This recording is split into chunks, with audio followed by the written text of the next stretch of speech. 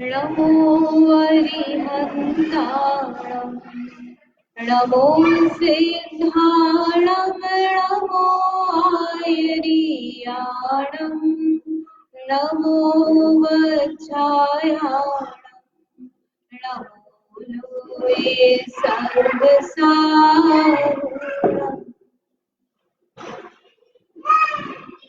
10 लक्षण पर्व पूरे हुए अभी और सभी के परिणाम आई थिंक बहुत अच्छे होंगे।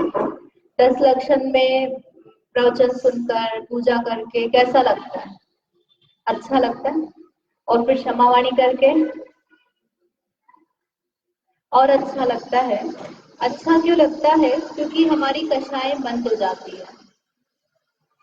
हम सब काम अच्छे अच्छे करते हैं, किसी को प्रसन्न करने के लिए नहीं करते हैं, हम स्वयं प्रसन्न होने के लिए करते हैं, तो हमारे परिणाम अच्छे होते हैं। और 10 दिन में हमारे जो मन में कलुषता है वो धुल जाती है। हमें लगता है हमें कुछ करना चाहिए, सुनते तो ऐसा लगता है पढ़ना चाहिए, अपने लिए कुछ करना चाहिए, इंस्पिरेशन मिलती है। तो उसी को कंटिन्यू करते हुए हम जैन धर्म के जो बेसिक प्रिंसिपल है उनको समझने का प्रयास कर रहे हैं। तो उसमें हमने लास्ट टाइम 4 मंगल वाला पाठ शुरू किया था। इस 4 मंगल में मंगल और उत्तम ये दोनों चीजें बताई थी। उसके पहले मैंने आपको होमवर्क दिया था, है ना? होमवर्क याद है क्या? होमवर्क दिया था। क्या होमवर्क दिया था? पहले तो ये पूछ लेते हैं, फिर होमवर्क पूछेंगे। क्या होमवर्क दिया था? हाँ, चिन्ह याद करना है, बराबर। किसने याद किए हैं?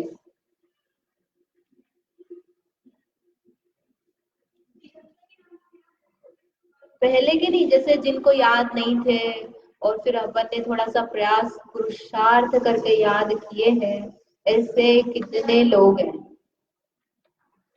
हाथ ऊपर कर दो। याद हुए नहीं अलग बात है, लेकिन किए हैं। हमको बोला था और याद करने थे तो हमने किए हैं। कहाँ गए इंदिरा आंटी?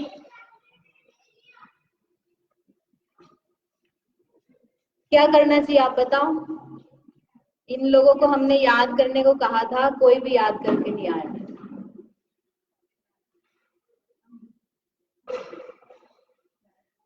क्या करना चाहिए बोलो?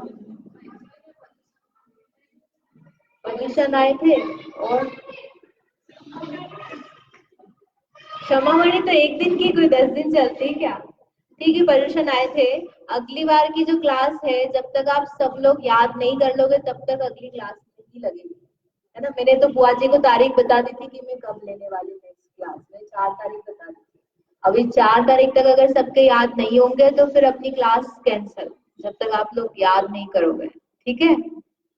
क्योंकि आप नहीं पढ़ोगे तो मेरे पढ़ाने का प्रयोजन क्या है? इतना तो अपने को जा रहे हैं, बेसिक पढ़ रहे हैं, तो भगवान के चिन्ह और नाम तो याद होना चाहिए। कोई एग्जाम नहीं ले रहे हम। आप खुद दर्शन करोगे तो दर्शन करते समय चिन्ह नहीं पता है, फिर आप किससे पूछोगे कुछ लगा है कि नहीं लगा है, लिखा हुआ है, कौन से भगवान का नाम लिखा है, उनके नाम का अर्घ चढ़ाने। अगर अपने को चिन्ह से भगवान की पहचान नहीं होगी तो आप अर्घ कैसे चढ़ाओगे? नाम तो पता होना चाहिए।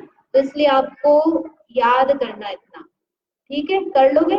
उसमें क्या करना है, ये जो अपन ने तीर्थंकर वाला पाठ है इसमें आपके लिखे हुए हैं, ये पेज नंबर 31। नहीं मिला तो आप ले लेना। अभी तो 7 दिन है अपने पास में, तो आप आज कल में ले लेना और याद कर लेना, ठीक है? तो आंटी से ले लेना, हम उनको ये दे देंगे, सॉफ्ट कॉपी आपको व्हाट्सएप कर देंगे, वो फोन पे भेज देंगे, तो आप फोन पे ले लेना। पेज नंबर 31 पे ये जो 24 तीर्थंकर है उनके नाम और चिन्ह दिए हुए हैं। और यदि वैसे याद नहीं होते तो 24 तीर्थंकरों के नाम का छंद दिया हुआ है। जो पूजा होती है ना, 24 तीर्थंकर की पूजा, उसमें जो स्थापना करते हैं ये वो है, ये तो याद है। आपको बस चिन्ह और याद करने, तो चिन्ह आपको थोड़ा सा पुरुषार्थ करके याद करने पड़ेंगे। आप ये इतना नहीं याद करोगे तो अपनी क्लास नहीं होगी अगली वाली। अभी तो हम कर लेंगे क्योंकि आप भी आ गए हो और मैं भी आ गई हूँ। अगली क्लास जो है अंतरा आंटी मुझे बोलेंगे सबने याद कर लिया है तो फिर मैं रखूंगी। मंजूर है? 2-3 लोग हाँ बोल रहे हैं। हाँ, ठीक है, अच्छी बात है। अब मंगल और उत्तम ये 2 चीजें बताई थी। तो मंगल में दो तरह से अर्थ बताया था, कौन बताएगा? थोड़ा सा भाव भी बता दो किस तरह से।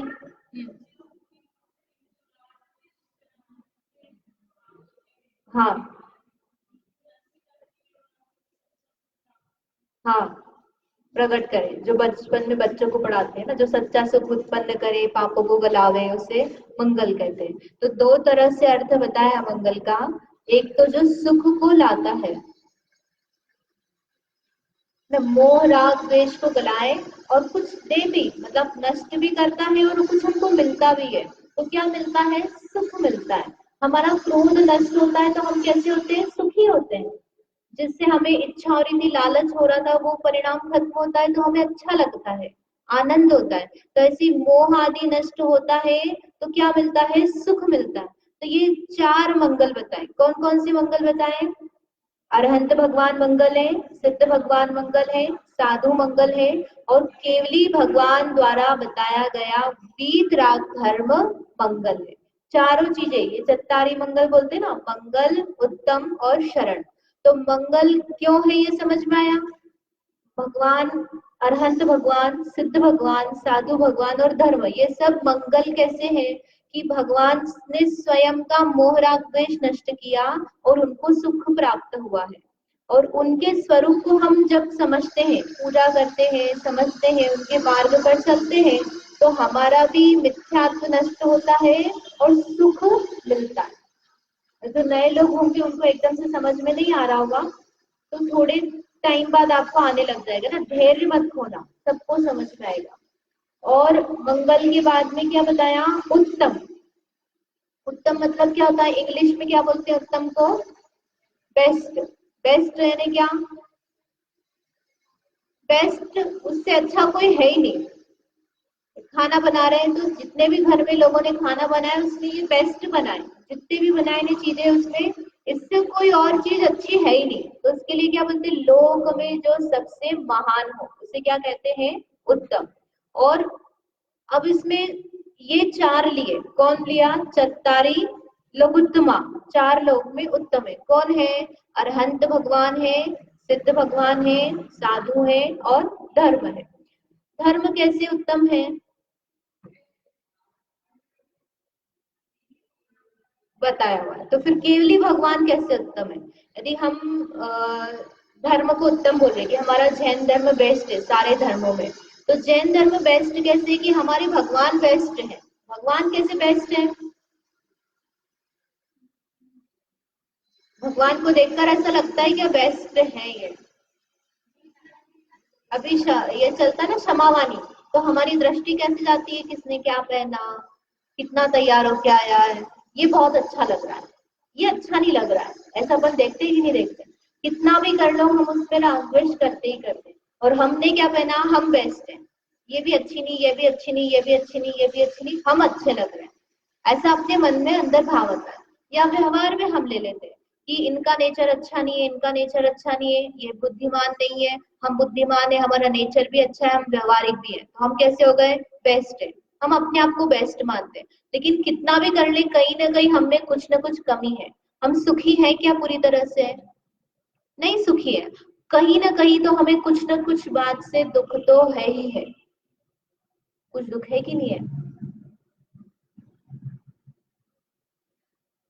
है ना। एक अपने उज्जैन में कोई बाबा है ना, और वो बोले कि आप हमारे पास आओगे, हम आपको मंत्र देंगे सुखी करने का, लेकिन आपको आपका दुख बताना रहेगा। तो लोग पहुंचेंगे कि नहीं पहुंचेंगे? कोई भी मतलब व्यक्ति ऐसा नहीं मिलेगा जिसके पास कोई दुख नहीं हो। कुछ ना कुछ, किसी को बीमारी का दुख, किसी को भोजन का दुख, किसी को धन का दुख, किसी को पति का दुख, किसी को बच्चे का दुख, किसी को सास ससुर का दुख, किसी को घर का दुख, किसी को माहौल का दुख, पंखा नहीं चल रहा, इतनी गर्मी लग रही है। सबको कुछ ना कुछ दुख तो है ही है। तो वो बेस्ट नहीं है। अगर वो सुखी है तो बेस्ट है।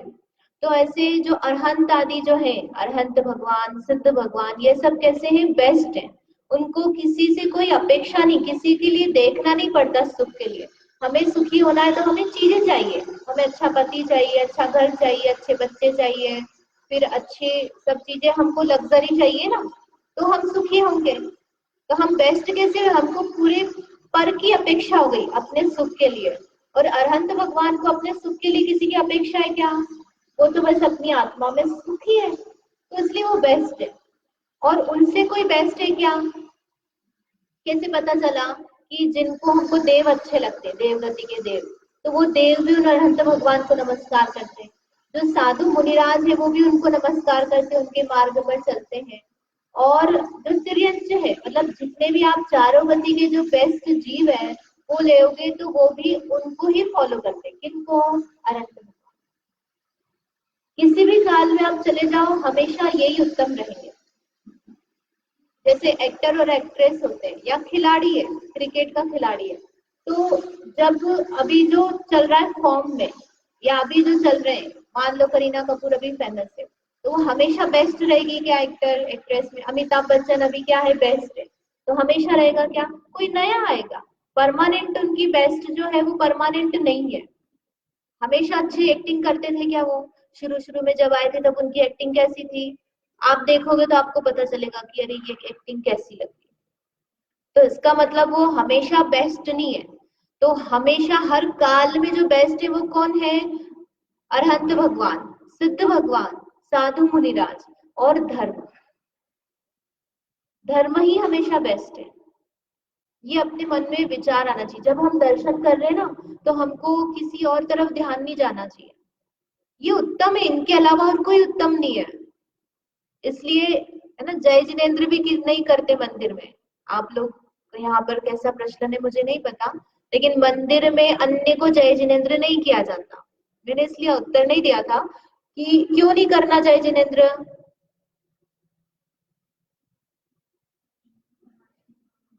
भगवान उत्तम है ना। जैसे प्रेसिडेंट आया, अब प्रेसिडेंट यहाँ खड़ा है और आप उसके सामने किसी और अन्य को वेलकम करो, उससे बातचीत करने लग जाओ, तो क्या होगा? अविनय हो जाएगी। तो आप किसी अन्य का सम्मान कर रहे हो, अभिवादन कर रहे हो, नमस्कार कर रहे हो ना, उनको नमस्कार करना, उनके साथ में आप किसी अन्य को भी कर रहे हो, तो वो बेस्ट नहीं रहे अपने लिए। अपने मन में किसी अन्य का सम्मान ज्यादा हो गया। तो भगवान उत्तम है, तो इसलिए मंदिर में जय जिनेन्द्र नहीं करना, बातचीत नहीं करना ना, जो आप कैसे हो, कैसे रहे, ये सब अपन पूछ रहे, जो वो जो चलता है वो कहाँ करना? मंदिर से बाहर। समझ में आया? तो इसमें आपसे कोई नहीं करे, या आपने आपसे किसी ने किया और आपने उसका उत्तर नहीं दिया, तो उसको बाद में बाहर निकल कर समझा देना कि हमने क्यों नहीं किया, है ना। उनको ये सा मत बोलना कि भैया, वो ये नहीं समझे कि हम अभिमानी हो गए, हम उत्तर नहीं दे रहे, या शर्मा शर्मी में अपन सब करते तो हम भी कर रहे। आप बोलोगे तो सामने वाले को उत्तर देना पड़ेगा, तो अपन बोलोगे मत किसी से जय जिनेन्द्र। और कोई बोल रहा है तो आप उसको थोड़ी देर बाद बाहर निकल कर समझा दो। ये अपने परिणाम है ना, मान सम्मान। हम किसकी विनय रखते हैं सबसे ज्यादा? किसकी विनय है? भगवान की विनय है। इसलिए मंदिर में किसी का अभिवादन नहीं करना, वो उत्तम है। वो और मुनिराज, मुनिराज है तो उनकी तो अपन करेंगे वंदना, लेकिन कोई सामान्य व्यक्ति है तो उनकी करना क्या नहीं।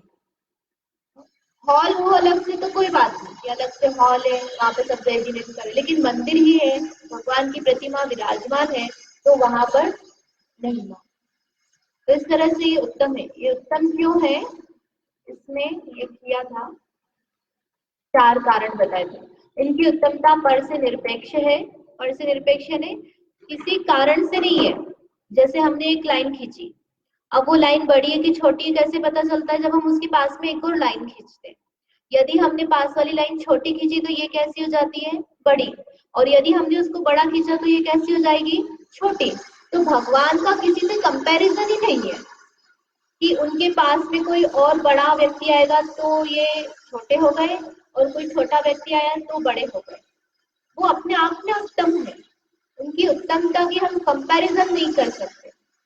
और किसी को स्वयं प्रभावित नहीं करते, बुलाते नहीं तुम आओ मेरे पास, मेरी पूजा करो, मैं इतना अच्छा समोशकरण लगाकर बैठा हूँ, तुम मेरी वाणी सुनने आओ। पब्लिसिटी जैसे हम करते हैं ना व्हाट्सएप पर फ्लेक्स लगा के, इतना अच्छा भव्य प्रोग्राम, टीवी में एडवर्टाइजमेंट देते हैं, तो वो किसी को उससे प्रभावित नहीं कर रहे, वो तो अपने ध्यान में बैठे हैं। तुमको उनके प्रति महिमा आती है तो अच्छी बात है, नहीं तो वो तो अपने सुखी है और किसी से प्रभावित नहीं होते। किसी से प्रभावित नहीं होते अर्थात हम, अभी आप मुझसे प्रभावित हो गए है ना, जैसे मैं पढ़ा रही हूँ, आपको अच्छा लगा, कल को कोई दूसरा व्यक्ति आएगा है ना, वो दूसरा अच्छी भाषा शैली में पढ़ाएगा, आप उससे प्रभावित हो गए, तो आप तो प्रभावित हो रहे हो। लेकिन भगवान किसी से प्रभावित नहीं होते क्योंकि वो सुखी है, उनको किसी से प्रभावित होने की जरूरत ही नहीं है। समझ रहे हैं? और अपने आत्म वैभव से सर्वाधिक शक्तिशाली होने के कारण और कोई चीज अच्छी बची नहीं जिसके प्रति उनको अट्रैक्शन हो। अट्रैक्शन रहता है ना, बच्चे छोटे छोटे बच्चे होते हैं तो उनको कलर्स का अट्रैक्शन होता है, ये चीज कलरफुल है, ये है। और बड़े बच्चे होते हैं तो उनको टॉयज का इतना अट्रैक्शन नहीं होता जो छोटे बच्चे के होते हैं। क्यों नहीं है? क्योंकि वो देखा हुआ है, वो उनके पास अपनी चीजें हैं जिसमें वो सेटिस्फाई है, खुश है। तो जो अपने में खुश रहेगा उसको अन्य की जरूरत ही नहीं है। किसी इंडिपेंडेंट बोलते ना अपन, स्वतंत्र। भारत कैसा देश है? स्वतंत्र। स्वतंत्र कैसे है कि वो खुद डेवलप कर सकता है, समर्थ है। तो ऐसे ही जो भगवान है, साधु है, ये धर्म है, ये कैसे है? स्वयं में समर्थ है, सर्वाधिक शक्तिशाली है, इसलिए ये कैसे है? बेस्ट है। अब इसके बाद में शरण है, शरण के बारे में बात करते हैं थोड़ी सी, इसको पढ़ते हैं फिर उसके बाद में अर्थ समझेंगे। चत्तारी शरणम पवज्जामि, रिपीट करना आप लोगों को। चत्तारी शरणम पवज्जामि, स बोलना, श नहीं बोलना। आपकी जो आवाज आ रही है ना, शरण वाली आ रही है। क्या लिखा है वहां पे? हाँ, क्या लिखा है? वो आपसे प्रोनाउंस नहीं होता वो अलग बात है, वो श को स बोलने के कारण, लेकिन है क्या ये? शरणम। फिर से बोलेंगे, चत्तारी शरणम पवज्जामि, अर्हन्ते शरणम पवज्जामि, सिद्धे शरणम पवज्जामि, साहू शरणम पवज्जामि, केवली पंडितम धम्मम शरणम पवज्जामि। अब ये श और स का क्या चक्कर है कि जो प्राकृत भाषा है उसमें स होता है, श चक्कर का नहीं होता है।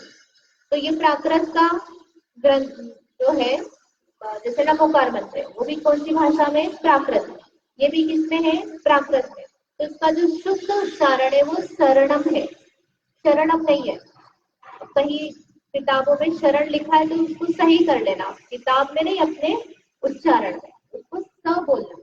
तो शरण यानी क्या होता है? शरण। तो क्या अर्थ हुआ है? चत्तारी शरणम यानी चार, शरण पवज्जामि यानी मैं जाता हूँ, तो मैं चार की शरण में जाता हूँ। किसकी शरण में जाता हूँ? अरहंते यानी अरहंत भगवान की शरण में जाता हूँ। फिर सिद्धे शरणम यानी सिद्ध भगवान की शरण में जाता हूँ। साहू शरणम, साधु भगवान, साधु मुनिराज की शरण में जाता हूँ। और किसमें जाता हूँ? केवली पंडितम धम्मम शरणम यानी केवली पंडितम यानी बताया हुआ, क्या बताया? धर्म, उसकी शरण में जाता हूँ। इस तरह से चार शरण बताई है। तो सबसे पहले विचार आता है कि शरण का क्या मतलब है। हम भगवान के सामने रोज जाकर चत्तारी मंगल पाठ बोलते हैं तो हमको फील होता है क्या? मंगल है, ये सुख देने वाले हैं, सुख रूप है, उत्तम है? नहीं होता है। तो उसको अपने को विचार करना, चत्तारी लघुत्तमा, अरिहंता लघुत्तमा, अरिहंता लघुत्तमा, अरिहंता लघुत्तमा, कब तक बोलते रहना? जब तक उत्तमता की भावना नहीं आए। एक बार करके देखो ऐसा एक्सपेरिमेंट। हम क्या करते हैं? क्रिया करते हैं, फॉर्मेलिटी, कि हमने सीख लिया है क्या बोलना है, पहले नमोकार मंत्र बोलना है, फिर मंगल पाठ बोलना है, फिर हमको स्तुति बोल के प्रदक्षिणा देके ढोक देनी है। तो हम वो सब करते हैं बराबर से, उसमें कोई मिस्टेक नहीं है। लेकिन मिस्टेक कहाँ होती है? हमारे परिणाम में। वो जो कर रहे हैं किस लिए, परिणाम जोड़ने के लिए कर रहे हैं, तो हमारे परिणाम नहीं जुड़ते। तो क्या करना अब, कि चत्तारी मंगल बोला हमने, तो मंगल का अर्थ समझा हमने क्या मतलब होता है। तो अब अरहंत भगवान मंगल है, तो वो अरहंता मंगलम, जब तक हमको उसका भाव नहीं लगे आप उसको रिपीट करते रहो। टाइम लेके आना थोड़ा, दर्शन करने आ रहे हैं तो आप या तो पूजा मत करो, बोलो, अगर हमारे हमको भगवान मंगल लग गए तो ही हमारी पूजा सफल हो गई है। परिणाम से पुण्य बंधित होता है, पूजा भी करो लेकिन परिणाम नहीं लगे तो उतना पुण्य बंध नहीं होगा जितना आपने 5 मिनट बैठकर भगवान के स्वरूप में विचार किया और पुण्य का बंध किया। तो क्या करना, चत्तारी मंगल, चत्तारी मंगल के बाद अरहंता मंगल, अरहंता मंगल, अरहंता मंगल कब तक करना, जब तक अरहंत भगवान मंगल नहीं लगते। फिर आप बोलोगे हमको 1 घंटे तक नहीं लगे, तो होगा ही नहीं ऐसा। आपको अगर आपने अच्छे से पढ़ा समझा है तो अपने मन में उनके प्रति मंगल का भाव आएगा। तो ऐसे ही अब शरण है, तो शरण क्या, क्या मतलब है, शरण यानी क्या होता है, सहारा। अब ये सहारे का मतलब क्या, डिपेंडेंसी हो गई ना हमको, तो मतलब शरण मतलब जैसे बूढ़े लोग जो होते हैं उनको लाठी पकड़ के चलते हैं, तो वैसी शरण नहीं बनाना, इंडिपेंडेंट होने की शरण। शरण यानी हमको लोक में हमको किसी न किसी के पास जाना पड़ता है। अभी तो ऐसे पति हमारे लिए शरण है, बीमार होते हैं तो हम डॉक्टर की शरण में जाते हैं, हमको अपने घर की सेफ्टी चाहिए तो हम पुलिस की शरण में जाते हैं, राजा की शरण में जाते हैं। अभी राजा नहीं है तो जो प्रेसिडेंट है तो प्रेसिडेंट की शरण तो नहीं, लेकिन गवर्नमेंट के पास जाते हैं, हमको कुछ कंप्लेंट होती है तो। और किसी न किसी रूप में हम किसी के पास जाते हैं, अपने घर में कुछ समस्या हुई तो हम किसके पास जाएंगे, मम्मी के पास, मम्मी है ना मायके वाले, पापा के पास जाएंगे, भैया के पास जाएंगे, हमारे घर में ऐसा हो रहा है क्या करें, यदि दीदी अपने बड़ी बड़ी दीदी है ना, जो मैरिड है, अपनी बहुत एक्सपीरियंस है, तो फिर हम क्या करते हैं, उनको फोन लगाएंगे, ऐसा ऐसा हो गया आप क्या करें, या ऐसा हमसे बिगड़ गया, ये खाना चीज नहीं बनी, हम क्या करें। हम फील नहीं करते कि हम किसी की शरण में जा रहे हैं, लेकिन हम किसी के आश्रय भूत होते हैं, किसी के पास जाते हैं। हमको दुख हो रहा है तो हम अपने पति के पास जाते हैं, आज घर में ऐसा ऐसा हो गया, मुझे ये चाहिए। आज हमने किसी को मान रखा है कि नहीं मान रखा है, कि पूरा जितना भी है लोग, लोग यानी ये संसार, उस संसार में यदि मुझे कोई कुछ बिगड़ता है तो मैं किसके पास जाऊंगी, ऐसा सोचते हैं कि नहीं अपन, किसी को मान रखा है कि नहीं मान रखा है, वो होता है शरण। यानी जो हमको बेस्ट लगता है, ये है हमारे लिए, है, ये है हमारे साथ में तो सब हम सुखी है, और ये नहीं है तो हम दुखी है। वो जो भाव हो गया वो क्या भाव हो गया, शरण का भाव हो गया। तो ऐसा शरण जो है उसको क्या बताया यहाँ पर, कि ये जो पंच परमेष्ठी ये शरण है हमारे लिए। तो ये लौकिक लोग जो जिनको हम शरण मान रहे वो कैसे नहीं है, हमारा घर ही शरण है, ऐसा लगता है ना, और कुछ नहीं तो बस आप तुम उसको जा जाना जाओ मैं तो यही रहूंगी, ऐसा अपने मन में विचार आता है नहीं आता, ये हमारा घर शरण है हमारे लिए, इसको छोड़ के हम कहीं नहीं जाएंगे। ऐसी अनेक चीजों के प्रति अपने को भाव बना हुआ है। तो वो जो शरण है वह सुख का कारण नहीं है। कैसे सुख का कारण नहीं है, अभी तो आप बोल रहे हो हम जाते हैं, और जाते हैं तो आपका सॉल्यूशन होता है कि नहीं होता है। अपने घर में कुछ समस्या हुई तो अपन गए मायके वालों के पास में, तो आपका समाधान हो जाएगा क्या, होएगा कि नहीं होएगा। वो आपको सांत्वना दे सकते हैं, राय दे सकते हैं कि ऐसा ऐसा कर लो, लेकिन आप परमानेंट शरण ले सकते हो क्या उनके यहाँ, कितने दिन रहोगे, 1 महीना, 2 महीना, 6 महीना, 6 महीने के बाद तो क्या होगा, वो शरण अशरण हो जाएगी आपके लिए, है ना। वो नहीं भगाएंगे लेकिन आपको अपने आप में दुख लगने लगे। वो हो सकता है अच्छे प्रेमी लोग हो तो नहीं कुछ भी नहीं हो, लेकिन अपने आप में अंदर अपने को लगना पड़ेगा कि अरे ये अपना नहीं है, परायपन का भाव आ जाएगा। होता है कि नहीं होता ऐसा। तो वो शरण लगती थी तो अब शरण कैसे नहीं है, शरण क्यों नहीं, क्योंकि वास्तव में शरण नहीं है ना। सभी संसार में जो जीव है वो अपने स्वार्थ के सगे हैं। स्वार्थ मतलब जब तक उनकी कुछ न कुछ पुष्टि होती, प्रेम की, सुख की, रति की पुष्टि होती, तो वो आपके साथ में है। और नहीं होती तो फिर क्या होता है, साथ में नहीं। कोई कहकर ही अलग होगा ऐसा जरूरी नहीं है, भाव में भी उसकी विरक्तता हो, साथ में रहते हुए भी। पति को शरण माना हमने, तो पति हमेशा रहेगा क्या हमारे साथ में? वो तो जॉब चले जाते हैं, बिजनेस करते हैं, फिर घर पे कुछ होएगा तो कौन शरण? तो उसके लिए बताया कि ये जो पांच परमेष्टि है ये शरण है। इस शरण की जरूरत क्यों है हमको? अगर ये पंच परमेष्टि भगवान नहीं हो तो हमारा काम नहीं चल सकता है क्या? अभी तक चल रहा है कि नहीं चल रहा? अपने को धर्म का ज्यादा नहीं पता था, तो हम छोटे बचपन से बड़े हुए कि नहीं हुए, शादी भी हो गई, बच्चे भी है, तो हमारा काम तो चल रहा है। आप हमको शरण क्यों बता रहे हो? उनकी शरण में क्यों जाए? शरण की जरूरत क्या है, क्यों है हमको? दुख खत्म नहीं हुआ है, काम तो हमारे हो ही रहे बेसिकली, लेकिन काम होने पर भी हम सुखी हो गए क्या? और ये जिन जिन की हम शरण बोल रहे हैं तो वो परमानेंट हो गए क्या? पति के अपन शरण मान रहे तो पति का वो भी बिछुड़ जाए, है ना? बच्चे की शरण मान रहे तो बच्चे बड़े हो गए, चले गए, उनकी शादी हो गई, जॉब करने लग गए, अलग चले गए, फिर बुढ़ापे में कौन शरण? है ना? बाई शरण लगती है अपने को, अरे बाई अपनी अच्छी है अब बाई छुट्टी मारेगी तब किसके पास जाओगे? खुद ही करना अपने को। तो बेसिकली जहां जहां भी हम शरण मानते हैं, वो शरण जो है उससे हम न तो हमें परमानेंट सुख है और ना ही वो शरण परमानेंट है।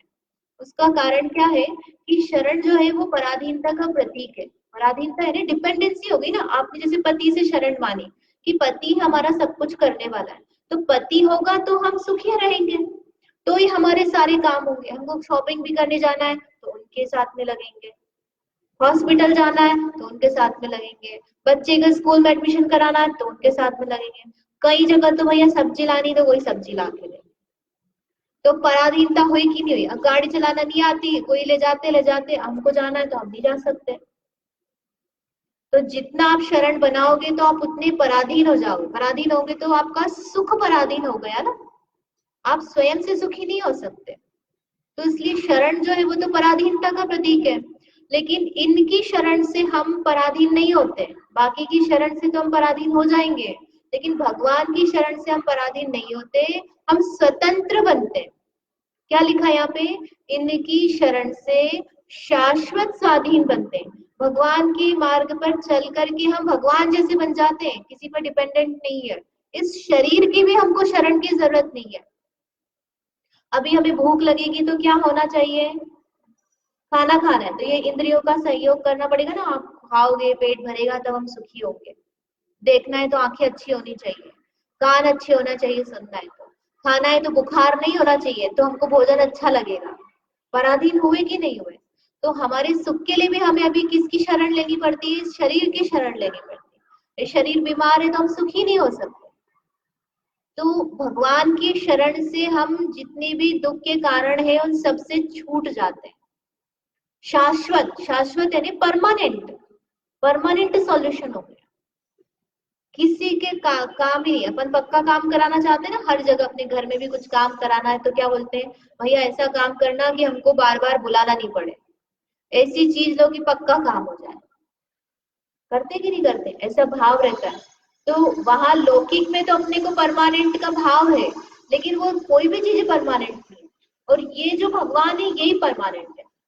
ये प्रतिमा हो सकता है कि ये परमानेंट नहीं रहे, लेकिन वो जो अरहंत भगवान है, प्रतीक है, जो बता रहे हैं कि इसी तरह से सुख मिलना है, वो तो परमानेंट है ना। आत्मा परमानेंट है कि नहीं है? तो आत्मा परमानेंट है, ऐसे ही भगवान भी परमानेंट है। बताओ कब अनंत सिद्ध आचार्य उपाध्याय साधु नहीं होते हो ऐसा कोई काल हो? हमेशा रहेंगे ये पांचों परमेष्ठी। लेकिन पति, परिवार, बच्चा, इनका बिछुड़ना हो सकता है, जिनसे अपन शरण मान रहे। घर है, भूकंप आ जाए, घर टूट जाए, तो वहां तो अपनी शरण खत्म हो सकती है, लेकिन इनकी शरण कभी खत्म नहीं होगी। इसलिए ये कैसे है? शाश्वत शरण। और अब कौन कौन शरण है? देख, धन, सोना, हमारे पास इतना दहेज आया है कि हमको किसी की जरूरत नहीं है ना, 25 16 50 16 सोना है हमारे पास, हमको किसी की जरूरत नहीं है। या हम जॉब करते हैं, एक प्रतीक रूप में सोना जो लिया है, तो हम जॉब करते हैं तो हमको किसी के डिपेंडेंसी की जरूरत नहीं है। तो वो जॉब में अपनी शरण हो गई, धन में शरण हो गई, तो वो कैसी है, वो पक्की शरण है क्या? धन शरण लगता है, लेकिन हमें धनवान के पास जाते हैं ना, दोस्ती भी अपन ऐसे ही लोगों से करते हैं। जो पैसे वाले लोग होते हैं उनके प्रति अपने को आकर्षण है, और हम चाहते भी कि हम धनवान हो जाए, लेकिन धन शरण नहीं है। क्यों नहीं है? 12 भावना पढ़ी, 12 भावना, राजा राणा छत्रपति हातिम के सवार, उसमें एक भावना आती है अशरण भावना। क्या बताते हैं अशरण भावना? कौन सा छंद है उसका? मणिमंत्र तंत्र न होई, इसमें ना, राजा राणा छत्रपति हातिम के सवार, मरना सबको एक दिन अपनी अपनी बार, दलबल देवी देवता मात पिता परिवार, मरती बिरिया जीव को कोई न राखना। बेसिकली इसमें ऐसा है कि कितना भी कर लो, आप लोक में कोई शरण नहीं है, परमानेंट नहीं है। किसी की भी, डॉक्टर की भी शरण में जाओ, आपको लगे कि ये मेरा इलाज करवा दे, कितना भी धन लेके जाओ आप, खुद डॉक्टर भी अपने आप को नहीं बचा सकता। अगर डॉक्टर का खुद का हार्ट फेल हो तो उसको दूसरे डॉक्टर की शरण में जाना पड़ेगा, खुद अपना ऑपरेशन नहीं कर सकता, है कि नहीं है? तो डॉक्टर, धन होने पर भी हम मृत्यु से बच जाएंगे ऐसा नहीं है। तो ऐसी शरण क्या काम की जो हमको शाश्वत परमानेंट नहीं बना रही है? तो इसलिए धन शरण नहीं है। धन से सुख नहीं मिलेगा, हमारे परिणामों से सुख मिलेगा। धन होने पर भी हम दुखी हो सकते हैं, जरूरी नहीं कि सुखी हो। फिर डॉक्टर है ना, डॉक्टर भी शरण नहीं है। फिर उसके बाद में पुलिस, पुलिस है ने जो रक्षा करने वाले, सैनिक सिपाही मंत्री, ये सब कुछ भी ले सकते हैं, तो वो भी शरण नहीं है। इस तरह से जो चार गति है, उस चार गति में हमें कोई शरण नहीं है। तो कौन शरण है? एक अरहंत सिद्ध साधु आदि, ये धर्म, यही शरण है, और कोई शरण नहीं। समझ में आया? तो ये शरण से क्या होता है कि जो व्यक्ति पंच परमेश्वरी की शरण लेता है उसका कल्याण होता है। कैसे कल्याण होता है कि सुख, जो अपना ये जीवन चल रहा है, हम जितने भी कार्य कर रहे हैं, जैसे हमने अभी 10 लक्षण में उपवास किए, पूजा की, फिर हमने शुद्ध भोजन बना करके भी खाया, तो 10 दिन चले गए, 10 दिन का कार्य 10 दिन में हो गया, अभी हम सुखी है क्या उससे? तो 10 दिन में हम जब तक कर रहे थे तभी सुखी थे ना, तभी अच्छा लग रहा था। अब अब कैसा लग रहा है? अभी आज जो चल रहा है वो आज का भाव चल रहा है, तो परमानेंट नहीं हुआ। तो बेसिकली यदि हमें सुखी होना है तो ये जैसे सुखी हुए वैसे ही होना पड़ेगा। और भगवान ने किसकी शरण ली है? भगवान ने अपनी आत्मा की शरण ली है। तो ये भी यही बता रहे हैं कि हमें क्या करना है, अपनी आत्मा की शरण लेना। कई बार जीवन में ऐसे प्रसंग आते तो हमको ऐसा लगता है अरे कोई अपना साथी नहीं है, कितना भी कर लो, पति है कि बच्चे हैं, जो अपने को देखना, अपनी देखभाल हमको ही करना है ना। बीमार है तो दवाई हमको पति ला के नहीं देगा, हमको खुद ही लेनी है ना। पानी भी पीना है तो थोड़ी बहुत कभी रहे तो कर भी दे, लेकिन अपना जो काम है, हमें खुद जो पसंद है, हमें क्या करना है वो खुद ही करना है। ऐसा लगता है कि नहीं लगता अपने को? तो ऐसे ही यदि सुखी होना है तो भगवान की शरण में आकर के भी पूजा करने से हम सुखी नहीं होंगे। जैसे भगवान अपनी आत्मा में ध्यान लगाकर सुखी हुए हैं, वैसे ही हम अपनी शरण लेंगे तो सुखी होंगे। ये शरण बताता है। तब क्या करना? जब हम मंदिर में चत्तारी शरणम पाठ बोलेंगे तब क्या विचार करना कि ये ही शरण है, घर का कोई व्यक्ति शरण नहीं है, धन शरण नहीं है, और इनके साथ में मेरी आत्मा शरण है, ऐसा विचार आना चाहिए।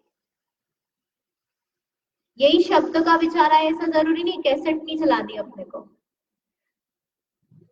अभी तो क्या, जैसे विचार करोगे तो यही आएगा ना, जो मैंने बोला आपको वैसे ही विचार आएगा कि हाँ परिवार वाले शरण नहीं है, धन शरण नहीं है, मेरी आत्मा शरण है, 3 सेंटेंस। अपने को विचार करना कैसे वो शरण नहीं है और कैसे ये शरण है, कैसे मेरी आत्मा ही शरण है। ये बुढ़ापे तक कौन साथ रहेगा, ये बुढ़ापे में शरीर भी साथ नहीं देगा तो वह भी शरण नहीं है। इसलिए ये शरीर के प्रति भी अपन जो इतना लगाव है, अपने को अट्रैक्शन है इसको सुंदर दिखाने का, मेंटेन रखने का, बिल्कुल उसको भी छोड़कर अपनी आत्मा को मेंटेन रखने का अपने को परिणाम आना चाहिए, जिससे अपना मन साफ हो, निर्मल हो, अपन सुखी रहे, अपने को कभी प्रायश्चित नहीं हो जीवन में, रिग्रेट की फीलिंग नहीं आए कि अरे मैंने ऐसा काम कर दिया, कभी ऐसा परिणाम नहीं आए। अपने परिणाम अच्छे रखोगे तो आप सुखी रहोगे। अपने ऊपर दया करना, सबके ऊपर दया करते ना, उनके साथ में अपन सब घर वालों के, अरे इनसे नहीं बन रहा, इनसे ये नहीं हो रहा, ये बच्चा क्या करेगा, अपन कर दो, तो अपन सब पे दया करते हैं। किस पे दया नहीं करते हैं? अपने आप पर दया नहीं करते, अपने सुख पर दया नहीं करते, अपने दुख पर दया नहीं करते। दुख पर दया करोगे तो अपन सुखी होने का प्रयास करेंगे। समझ में आया? तो इसलिए इनकी शरण लेना चाहिए। इस तरह से 4 मंगल वाला पाठ हुआ। क्या क्या बताया इसमें? मंगल, उत्तम और शरण। तो जब भी हम ये पाठ पढ़े तो हमको ध्यान में आना चाहिए कि किस प्रकार से ये मंगल है, किस प्रकार से उत्तम है और किस प्रकार से यही शरण के योग्य है। और ज्यादा विचार करना हो तो जो 12 भावना में अशरण भावना है, अलग अलग प्रकार की 12 भावना है ना, बुधरदास जी की, ध्यानथ राय जी की, 6 डाला में, तो उनमें अलग अलग में अशरण भावना पढ़ना कि कैसे ये चीजें अशरण रूप है और किस प्रकार से भगवान शरण रूप, तो आपको और विचार बनेगा कि किस प्रकार से यही शरण है, उत्तम रूप से शरण है। समझ में आया? कुछ प्रश्न है इसमें? प्रश्न पूछ सकते हो, अपन क्लास चल रही, प्रवचन नहीं है ये। नहीं है? ऊपर से गया कि नीचे गया कुछ थोड़ा सा? अपने को प्रैक्टिकल करते हुए चलना है, रट्टा तो मारना ही है रट्टा तो लगवाएंगे ही सही आपसे, लेकिन रट्टा लगवाने के साथ में हम क्या कर रहे हैं, दर्शन कर रहे हैं जो, तो उसमें अपने को कैसा चल रहा है, अपने को वो करते हुए चलना, अप्लाई करते हुए चलना, अपने जीवन में धर्म आना चाहिए। धार्मिक जो कहला रहे हैं तो अपने में अंतर आना चाहिए ना, तो वो सफल है अपना पढ़ना। उसके बिना अपन धर्म पढ़ करके भी क्या करेंगे अगर अपन सुखी नहीं हो रहे उससे? तो समझ में आया? अब इसके बाद में है देव दर्शन का पाठ है। देव दर्शन यानी दर्शन करना, तो बच्चों को सिखाते हैं, लेकिन अपने को भी सीखने की जरूरत है। किस प्रकार से हो सकता है अपन ने सीखी हुई, अपन अच्छी विधि से भी करते हैं, लेकिन फिर भी एक बार अपन इसको पूरी विधि विधान से इसको समझने का प्रयास करें। अब देव दर्शन में देव लिया है, तो कौन सी वाले देव लेना? जिनेन्द्र देव, जो 4 गति होती ना, नरक स्वर्ग, उसमें जो स्वर्ग वाले जो देव टीवी में दिखाते हैं, बादलों पे ऐसे सभा लगी होती देवों की, वो वाले देव नहीं है ना, धर्मेंद्र पद्मावती, वो वाले देव नहीं लेना। कौन से देव लेना? जो भगवान मंदिर में बैठे हुए उनका दर्शन। तो देव दर्शन नियम से करना चाहिए रोज। कब करना चाहिए? सबसे पहले सबसे पहले तो क्या करते हैं हम? स्वदर्शन करते हैं कि नहीं करते? कांच में चेहरा देखते हैं। समझते हैं क्या करना? तो देव प्लस दर्शन, दो शब्दों से मिलकर बना, तो दर्शन यानी देखना, निहारना। तो दर्शन यानी देना नहीं, हम दर्शन देने नहीं जा रहे हैं हम क्या कर रहे हैं? दर्शन करने जा रहे हैं। तो ऐसे नहीं बस हो गया ये, यहाँ भी कर लिया, यहाँ भी कर लिया, इतनी सारी प्रतिमाएं तो सब जगह फटाफट फटाफट करा और चले, वो तो क्या हो गया? दर्शन देना हो गया, दर्शन करना नहीं हुआ वो। यहाँ पे क्या लिखा है? निहारना लिखा है ना, देखना, निहारना, निरखना, ये शब्द बहुत अच्छे हैं कि देखना कैसे भगवान है, प्रतिमा की सुंदरता नहीं देखना, भगवान की सुंदरता देखना, निहारना उनको। निहारा कि नहीं निहारा किसी को आपने? सगाई होती तब फोटो रखते ना अपने पास में, अभी तो फोन में रखते हैं, तो हम बार बार देखते हैं कैसे दिखते हैं क्या है। लड़का है वो लड़की का फोटो देखता है और लड़की वो लड़के का देखती, बार बार अलग अलग फोटो। तो वो क्यों देखते हैं? हमको अच्छा लगता है, मनोहारी लगता है। तो ऐसे ही भगवान को देखना, आनंद से देखना, उनको देख करके अपने को प्रसन्नता होना, निहारना उनको, कैसी प्रतिमा है, क्या भाव है उनके। तो कहाँ करना? तो जिन मंदिर में जहाँ जिनेंद्र भगवान विराजते हैं वहां पर देव दर्शन करना। तो कैसे करना, क्या विधि है, क्या करते हैं अभी आप लोग?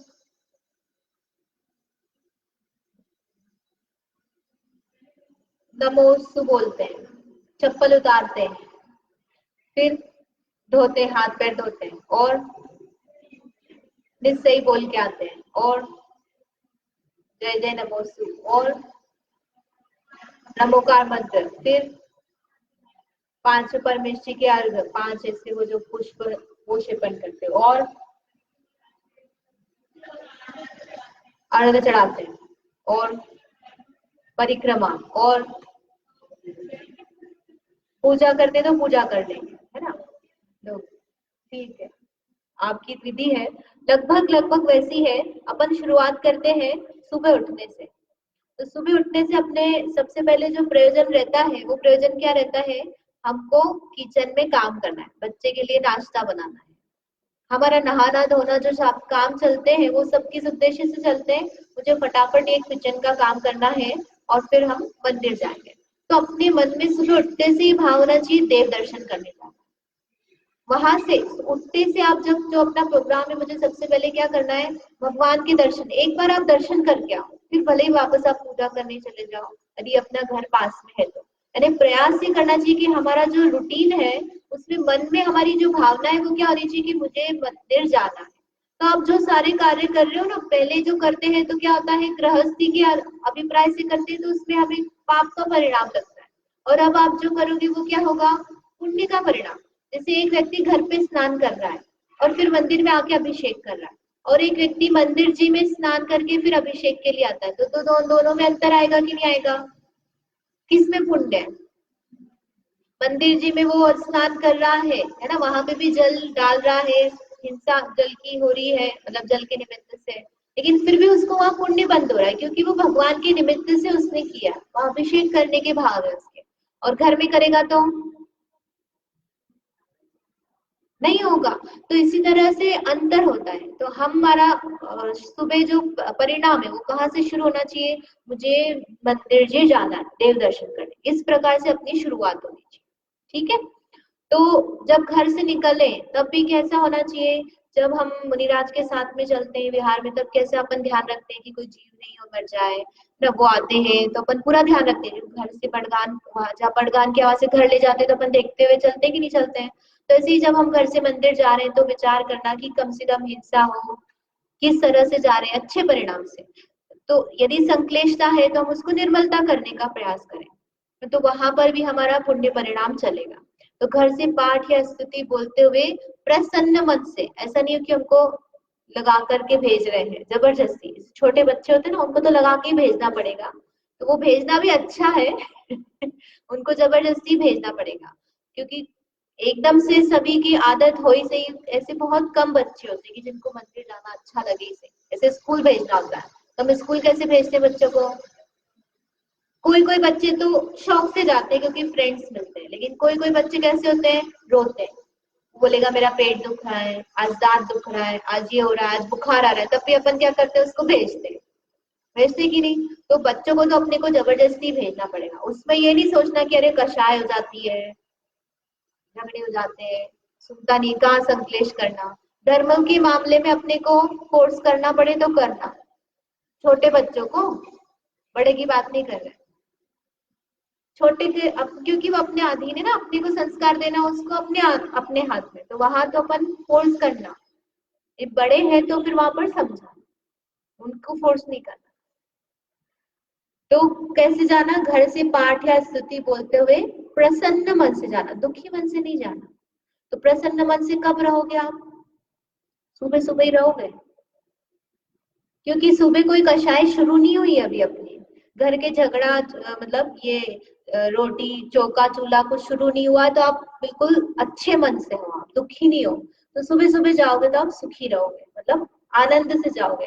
आप 10 बजे 11 बजे जाओगे तो क्या होता है, भूख लगने लग जाती है। जैसे बहुत से लोग रहते हैं ना, हम देव दर्शन करेंगे तभी उसके बाद लेंगे, तो मान लो आपने दूध वगैरह कुछ लिया है, लेकिन फिर भी अपनी शक्ति तो खर्च हो चुकी है, आप थक चुके हो काम करके, तो क्या होगा, मंदिर में जाओगे आपको ऐसा लगेगा कुछ नहीं करो बस बैठे रहो, पूजा करने में भी मजा नहीं आएगा।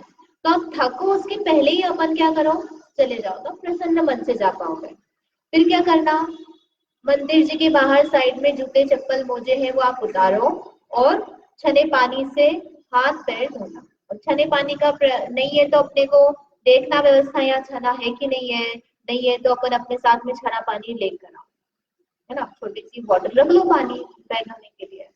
हाँ, क्योंकि यहाँ तो अपन व्यवस्था कर लो, आप दूसरी जगह जाओगे तो क्या करोगे, हाथ तो धोने, ये तो पक्का है आपको, हाथ और पैर तो उसके बिना नहीं जाना। अपन घर में काम कर रहे थे, काम किया, अपन कुछ सब्जी सुधार रहे थे, जरूरी नहीं अपन हाथ धोए, अपन कुछ और काम करे और निकल कर आ गए, तो कैसे भी हाथ धो सकते हैं ना अपन ने। गाड़ी को पकड़ा अपन ने, गाड़ी का हैंडल को पकड़ा, तो कैसा है, कहाँ से हाथ किसने क्या लगाया, कभी गाय ने मुंह लगा दिया हो, तो कैसी भी अशुद्धि हो सकती है, तो अपने को हाथ और पैर तो धोना है। तो आप अपने घर से भी पानी ला सकते हो, और मंदिर में यदि छना पानी है तो वहां भी धो सकते हो। उसमें हिंसा नहीं होनी चाहिए, इसलिए छना जल कहा है, छने हुए जल से अपने को हाथ और पैर धोने। फिर क्या करना, मंदिर जी में घंटा बजाना। कब बजाना, सुबह हो तो बजाना, शाम को नहीं बजाना। और फिर निस्सही निस्सही निस्सही 3 बार क्या बोलना है, निस्सही। फिर प्रवेश करना है, घंटा बजाने के पहले मंदिर जी में जो देरी है उसके अपने को क्या करना, ढोक देना। इसमें लिखा नहीं, लेकिन सामान्य से पवित्र जगह जा रहे हैं, उत्तम स्थान है, तो ढोक दे करके प्रवेश करना। फिर भगवान की प्रतिमा के सामने ओम जय जय जय नमोस्तु नमोस्तु नमोस्तु, सब चीजें 3 3 बार है। ओम एक बार है, लेकिन उसके बाद जय जय जय नमोस्तु नमोस्तु नमोस्तु, ये सब क्या है, 3 3 बार। क्या क्या करा, जूते चप्पल उतारे, हाथ पैर धोए, फिर धोक दी, फिर घंटा बजाया, फिर निस्सही निस्सही निस्सही, फिर उसके बाद में ओम जय जय जय नमोस्तु नमोस्तु नमोस्तु से 3 बार बोला। 3 बार क्यों बोल रहे हैं, पिछली बार कारण बताया था, मन से वचन से काय से। निस्सही भी 3 बार बोला है ना, निस्सही मैं संसार के काम नहीं करूंगी, मंदिर में आकर करेंगे नहीं, बोलेंगे नहीं, विचार नहीं करेंगे, मन से वचन से काय से। तो इस तरह से जय जय जय 3 बार किया ना, मन से जय, वचन से जय, काय से जय। फिर नमोस्तु किया तो नमोस्तु भी मन से वचन से काय से। फिर क्या करना, मस्तक पर तिलक लगाना, पहले बाद में एक कोई बात नहीं, इसमें रूढ़ी नहीं कि आप पहले ही लगाओ, बाद में भी लगा सकते हो, जैसे घूम कर आए फिर अपन ने लगा लिया, फिर तिलक लगाना। और क्या करना, नमोकार मंत्र चत्तारी मंगल पाठ बोलते हुए अष्टांग नमस्कार करें। 8 अंग क्या है वो अपन समझते हैं, लेकिन अष्टांग नमस्कार करना है, इतना समझ में आया, ये इतना आप करते होंगे सामान्य से कि नमोकार मंत्र चत्तारी मंगल पाठ बोला और फिर अष्टांग नमस्कार किया।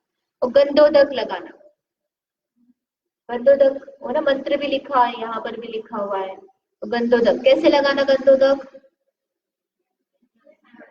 पहले जल से हाथ धोना, फिर फिर हाँ, फिर मस्तक पर लगाना है ना, इधर इधर इधर, ये अपवित्र जगह होती है जहां पर पसीना होता है, यहाँ मात्र, यहाँ ललाट जो है ना उत्तम अंग है, अपने तो शरीर का उत्तम अंग कहा जाता है, तो इसलिए उत्तम अंग पर अपन गंधोदक लगाएंगे।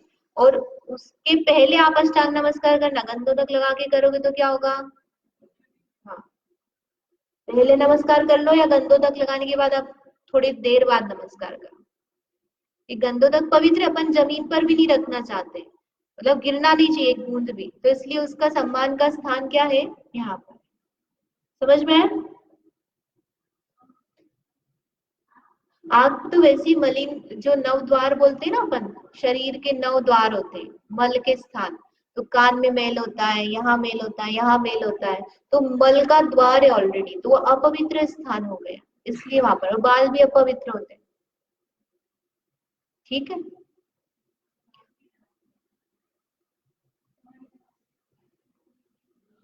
सब सामान्य से एक दूसरे के देखा देखी अपन इस तरह से करते हैं, पर ये उत्तमांग है, इसलिए उत्तमांग है और यहाँ पर पसीना इत्यादि नहीं होता यहाँ ललाट पर। फिर इसके बाद क्या करना, चित्त को एकाग्र कर भगवान की स्तुति बोलते हुए 3 प्रदक्षिणा देना। क्या करना, स्तुति बोलना। स्तुति याद है आप लोगों को, कौन सी? प्रभु पतित पावन है और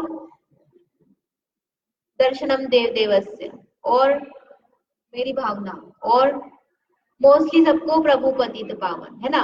तो अपन क्या करते हैं, प्रभु पतित पावन कब बुला गया, कब 3 चक्कर हो गए और क्या बोल रहे हैं हमको पता नहीं होता है। तो अब क्या करना है आपको, नई स्तुतियां याद करनी है। देव स्तुति अच्छी, बहुत अच्छा लगता है अपन स्तुति नई नई बोल के आप दर्शन करोगे ना।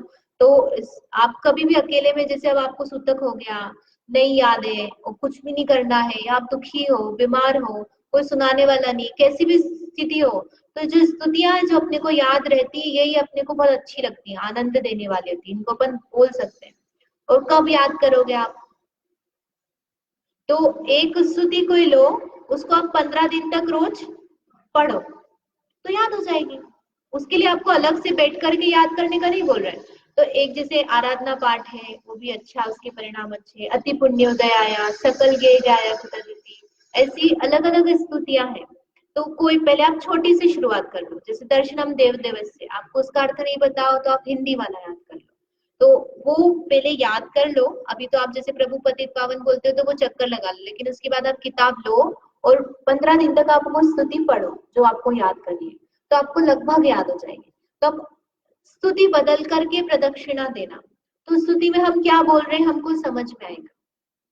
बात समझ में आ रही कि नहीं आ रही है? ये तो वो मशीन वाला काम चलेगा आपका कि हम कब आए, कब स्तुति बोली, क्या बोली और हो गया, सब यंत्र विधि चलेगी, उसमें कुछ परिणाम नहीं लगेंगे। आप एक ही एक चीज करोगे तो परिणाम लग भी नहीं पाएंगे ना। आप रोज क्या परिणाम लगे, प्रभु पतित पावन में अपावन शरण आयो शरण जी, तो अलग अलग बोलोगे तो आपको आनंद आएगा, भाव भी लगेंगे उसमें। तो क्या करना है, स्तुति ये करना है आपको। फिर 9 बार नमोकार मंत्र बोलते हुए कायोत्सर्ग करना। क्या करना, 9 बार नमोकार मंत्र बोलकर कायोत्सर्ग करना। उसके बाद आधा घंटा स्वाध्याय करना। अब इस स्वाध्याय का जो अपन ने लिखा है, ये सामान्य से सभी के लिए लिखा है, आप करो तो बेस्ट है। अपने पास टाइम नहीं है, अपन सुबह सुबह आए, घर के काम करने हैं, तो आपको जब समय मिले तब आप कर लो, दिन में कर लो, शाम को कर लो, लेकिन इतना तो यहाँ तक कायोत्सर्ग, इतना तो पूरी अपनी दर्शन की विधि है ही है। क्या क्या बताया फिर से करते हैं ना, तिलक लगाना, तिलक लगाने के बाद में चत्तारी मंगल पाठ बोलकर नमस्कार करना, फिर गंधोदक लगाना, फिर 3 प्रदक्षिणा देना, स्तुति बोलना, फिर 9 बार नमोकार मंत्र बोल के कायोत्सर्ग। ये अष्टांग नमस्कार आप इस कायोत्सर्ग के बाद भी कर सकते हैं, प्रदक्षिणा दी उसके बाद भी आप नमस्कार कर सकते हैं। अब इसमें निस्सही शब्द आया था, ये सब हम क्यों कर रहे हैं उसकी बात करते हैं, जो प्रोसेस की ना, निस्सही क्यों बोला पहले, तो पहले जय जय नय नमोस्तु नमोस्तु भी बोल सकते थे, लेकिन निस्सही कर रहे हैं। कौन आ रहा है मंदिर में, जीव आ रहा है। कौन सा जीव आ रहा है, ये चैतन जीव आ रहा है दर्शन करने, मैं आ रहा, तो मैं कौन, ये शरीर वाला नहीं आ रहा है। इस शरीर और इस शरीर के साथ के संबंध को सबको छोड़कर आ रहा हूँ। मंदिर में आके ये विचार नहीं करना कि मैं कुकर लगाकर आई थी या दाल गलाना भूल गई, ये इनको ये बोल के नहीं आई हूँ। घर गृहस्थी के कामों को छोड़कर आना, तब छोड़कर आ रहे तो अन्य परिचित भी हमारे लिए क्या हो गया, जीव है, अन्य जीव है, वो दर्शन कर रहा है, हम दर्शन कर रहे हैं, तब हम उसको नमस्कार करेंगे क्या, अभिवादन करेंगे क्या, नहीं करेंगे। तो वो जो फॉर्मेलिटी, व्यवहारिकता जो हम निभाते हैं वो भी मंदिर में नहीं होना। आप कैसे हो, क्या चल रहा है, वो बात करनी है आपको किसी से तो बाहर जाके बात कर लो। करने का मना ही नहीं कर रहे, कहाँ करना उसकी मनाही करिए। समझ में आया? किटी है, अपनी मंडल की पार्टी है, आपको आना है, ऐसा अपन जो इनविटेशन देते हैं, सामान्य भी बातचीत है। एक तो क्या होता है कि हम अभिनय कर रहे हैं, दूसरा होता है डिस्टरबेंस। हम बात कर रहे हैं, हमको नहीं लगता कि किसी और को प्रॉब्लम हो रही, लेकिन कोई ध्यान कर रहा है, कोई माला फेर रहा है, कोई पूजा कर रहा है, तो उसके परिणामों में तो अंतर आ जाएगा सुनकर। अपने को ही लगता है ना, अपने पास में कोई जोर जोर से ही पूजा कर रहा है, भले ही पूजा कर रहा है, लेकिन हम अच्छे से कर पाते हैं क्या फिर? तो कोई सांसारिक बातें करेगा मंदिर में आके तो उससे पुण्य होगा कि पाप होगा, तो अपने को नहीं करना। समझ में आया? तो दर्शन करने आए हैं तो यदि हम इस तरह भावना से आए, मैं अपने सुख के लिए भगवान के दर्शन करने आए, तो आपके परिणाम अच्छे लगेंगे। सबसे विकल्प हटाकर आओगे तो ही हम दर्शन कर पाएंगे, नहीं तो फिर हम दर्शन नहीं कर पाएंगे। ठीक, निश्चय का अर्थ समझ में है? सर्व सांसारिक कार्यों का निषेध करता हूं, तो इसमें फोन ऑफ, मोबाइल पर बात नहीं, है ना, कोई मैसेज नहीं चेक करना।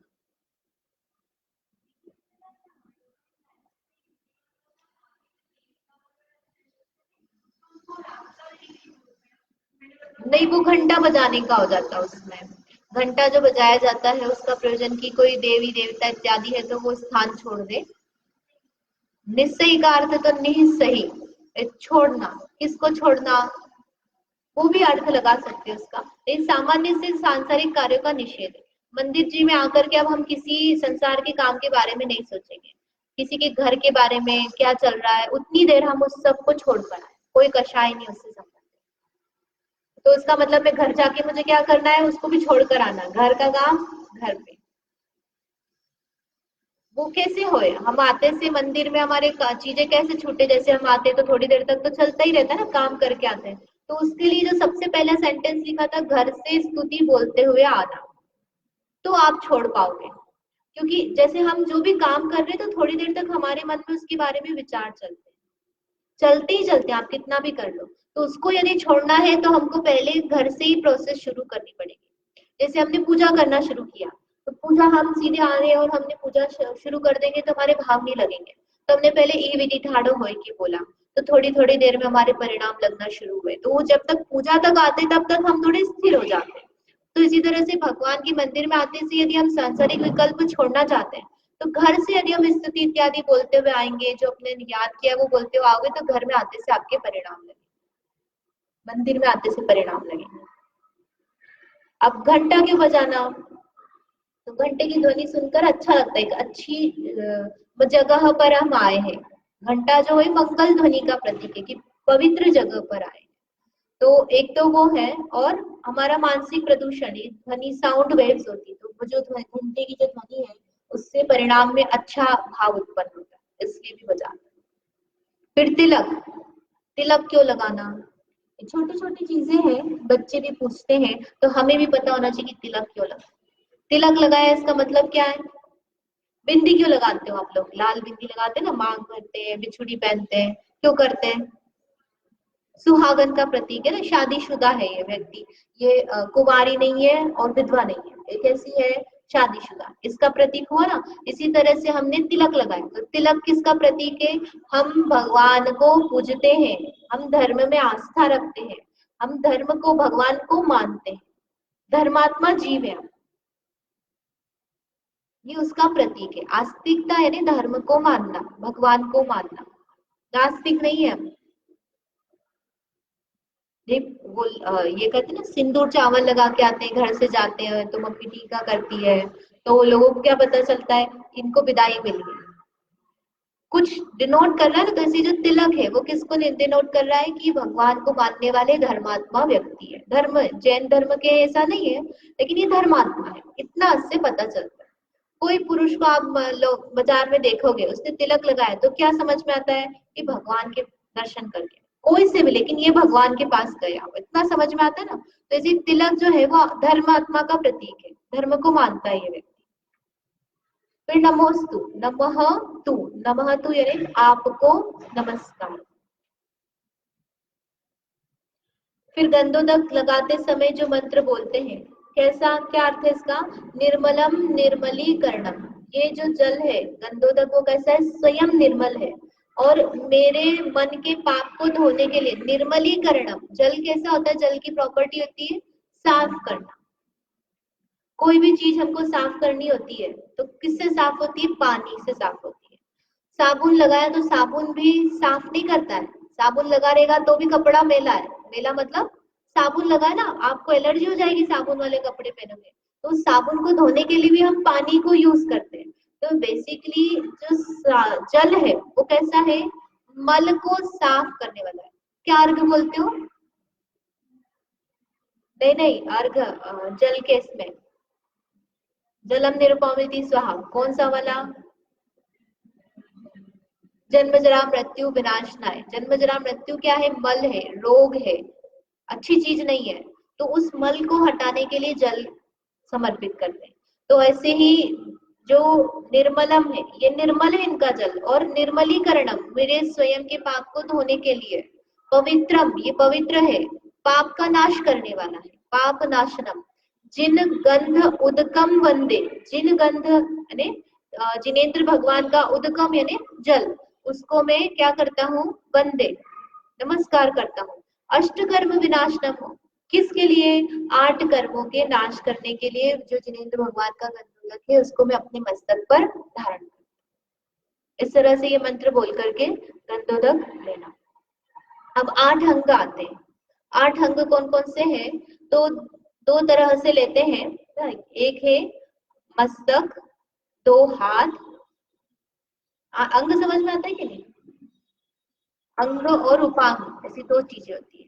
अंग मतलब ये जो मुख्य अंग है, और उपांग यानी जो उंगली हो गई, दांत है, एक आंखें हो गई, तो ये उपांग। छोटे छोटे जो अंग हो गए उसको बोलेंगे उपांग, और बड़े बॉडी के जो पार्ट्स हो गए उसको बोलेंगे अंग। तो मस्तक, फिर 2 हाथ और 2 पैर, फिर क्या क्या लेना?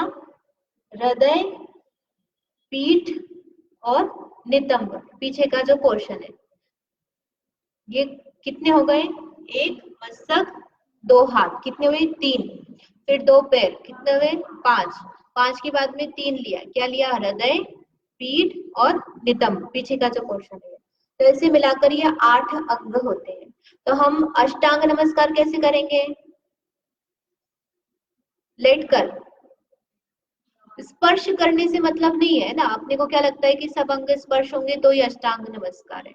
स्पर्श नहीं, झुकना, विनय होना, वो अष्टांग नमस्कार है। और पुरुष का अष्टांग नमस्कार और महिला का अष्टांग नमस्कार अलग अलग होता है।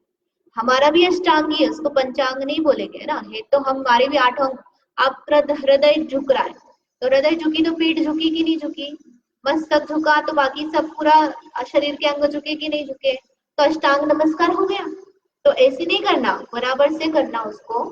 और जैसे ये पिक्चर में दिखा है, तो ये पिक्चर में तो पुरुष इस प्रकार से नमस्कार करते हैं, महिलाएं किस प्रकार से नमस्कार करते हैं? गवासन मुद्रा में। गवासन मुद्रा में यानी पैर को ऐसे साइड में रख के बैठना, और फिर झुक, मतलब ऐसे आप खड़े खड़े आप बैठ गए और फिर ऐसे अपन झुक गए। वैसे महिलाएं, लड़कियां नमस्कार नहीं करते। मुनिराज को देखा आपने, जब वो यहाँ से जाते हैं आंकड़ी लेकर के, तब कैसे बैठते हैं? है ना, एक साइड पैर किए और फिर बैठते हैं। तो महिलाएं भी इसी प्रकार से नमस्कार। आपके घर में बच्चियां हैं तो उसी उनको भी इसी प्रकार से सिखाना, है ना। कोई कर रहा है और आपने देख लिया तो आप छोड़ करके उसको समझाने मत चले जाना कि भैया ऐसे नहीं, ऐसे आप कर लो। फिर उसको यदि वो बोलने योग्य व्यक्ति है तो बताना, सीखने योग्य व्यक्ति है, छोटा बच्चा है तो उसको बता देना कि इस प्रकार से महिलाओं के लिए करना योग्य है ना। शोभा जो है इसमें इसी प्रकार के है, जैसे माता जी तो वो भी किस प्रकार से बैठते हैं, इसी प्रकार से। तो महिलाओं के लिए जो है वो कौन सा है? 5 अंग बोलते हैं उसमें, लेकिन ये भी है तो क्या? अष्टांग। 2 तरह से 8 अंग बताए, दूसरे में क्या बताए? मन, वचन और काय। तो अष्टांग अपन शरीर के अंग ले रहे हैं, इसलिए मूल में क्या क्या हो गए? मस्तक, 2 हाथ, 2 पैर, ये 5 हो गए। फिर हृदय, पीठ और नितंब, इस तरह से 8 अंग है। इन 8 अंगों से अर्थात में पूरा समर्पित हो गया, 8 अंग झुक गए मेरे। इसका मतलब क्या हो गया? भगवान में मेरी श्रद्धा है, भगवान को मैं नमस्कार, पूरा समर्पण है। समझ में? कौन कौन करता है गवासन मुद्रा में? मुनिराज, श्राविका, और श्राविका मतलब माता जी इत्यादि जो वो सवाल। मुनिराज भी इसी प्रकार से करते हैं और हम भी इसी प्रकार से करें। नहीं करते तो अब आप आज से शुरू कर दें। अब किस प्रकार से मंदिर नहीं जाना चाहिए, कैसे जाना और कैसे नहीं जाना? तो सबसे पहले आता है कि खाली हाथ नहीं जाना। तो क्या लेके जाना? द्रव्य सामग्री लेके जाना। अच्छी जगह हम किसी के यहाँ मिलने जाते हैं, किसी ने बुलाया, घर का उद्घाटन था या किसी परिचित ने हमको पहली बार भोजन के लिए बुलाया, तो हम खाली हाथ जाते हैं क्या? कुछ गिफ्ट लेके जाते हैं, फ्रूट्स लेके जाएंगे, कुछ उसको जो भी है योग्य, ड्राई फ्रूट हो गए, मिठाई हो गई, अपने को जो लगता है अपन वो लेके जाते कि नहीं जाते? तो अपन तो तीन लोग के नाथ के दर्शन करने जा रहे हैं, तो खाली हाथ जाएंगे क्या? कि द्रव्य सामग्री लेके जाना अपने घर से, भले ही आप पूजा के लिए यहाँ से ले लो, लेकिन द्रव्य सामग्री अपने घर से लेकर के जाना। और झूठे मुंह नहीं जाना, झूठे मुंह का ज्ञान नहीं होता है, बच्चों को भी नहीं होता है, और कई बार अपने को भी ध्यान नहीं देता। झूठा मुंह किसको बोलते हैं? कुछ भी खाया हुआ, अरे सौंफ सुपारी भी है, अपन ने खाई है, तो वो भी कौन सा हो गया है? झूठा मुंह ही है। एक कुछ खाया हुआ नहीं होना चाहिए, कुल्ला किया हुआ है, पानी से कुल्ला बराबर करके फिर अपने को मंदिर में जाना। जिनवाणी अपन बोलेंगे ना, अपन सब बोलेंगे, मंत्र इत्यादि बोलेंगे, तो अब झूठे जो मतलब भोजन का मुख है अपना, उससे नहीं बोला जाता। अपवित्र वस्त्र पहनकर नहीं जाना। अपवित्र वस्त्र ने कहा के हो गए?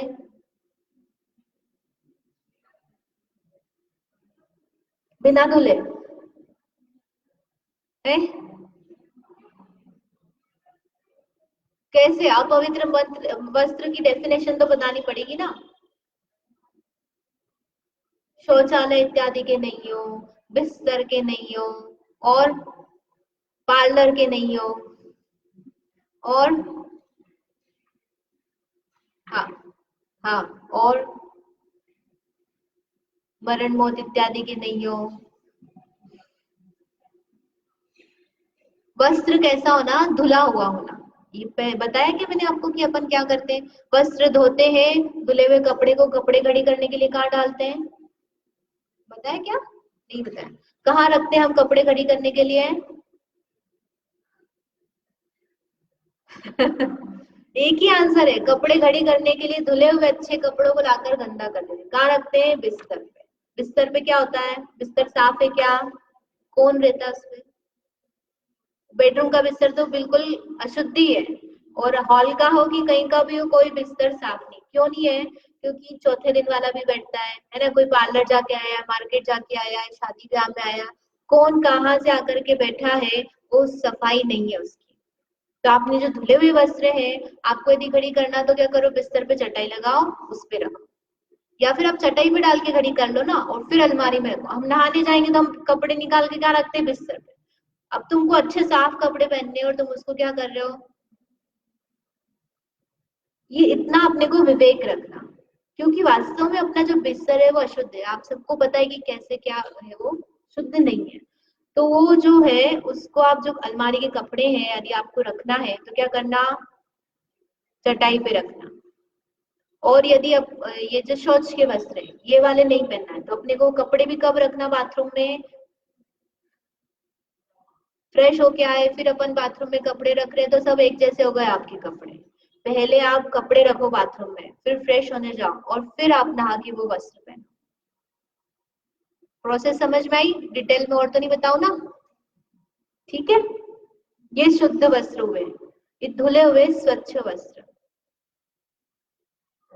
और बाकी विशेष अभी ज्यादा डिटेल में धोबी वोबी उधर नहीं जाएंगे, लेकिन इतना सामान्य से अपने को, जो आप कपड़े आप धो रहे हो, जो मंदिर में पहन के जाते हो अपने बच्चों के, तो उनको आप चटाई पे रखो और घड़ी करके अलमारी में रखो, फिर वापस निकाल के बिस्तर पे नहीं रखना। और यदि आप उससे बचना चाहते हैं तो आप सुबह उठ के अपने बिस्तर पे चटाई डाल दो। तो आप कोई भी काम करोगे, आप लेट भी रहे हो दिन में, तो आप चटाई वाले बिस्तर पे, मतलब उस पे आपके कपड़े भी खराब नहीं हो उसमें। इस तरह से सावधानी रहे। समझ में आया? तो अपवित्र वस्त्र पहनकर नहीं जाना। वो अपन बाजार गए, गाड़ी पे बैठे, कौन आता है? दूर वाले लोग भी आते हैं उसमें, है ना?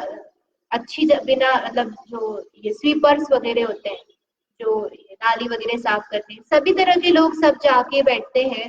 कोई उनकी जो चेयर्स है, गादी है, साफ नहीं होती है।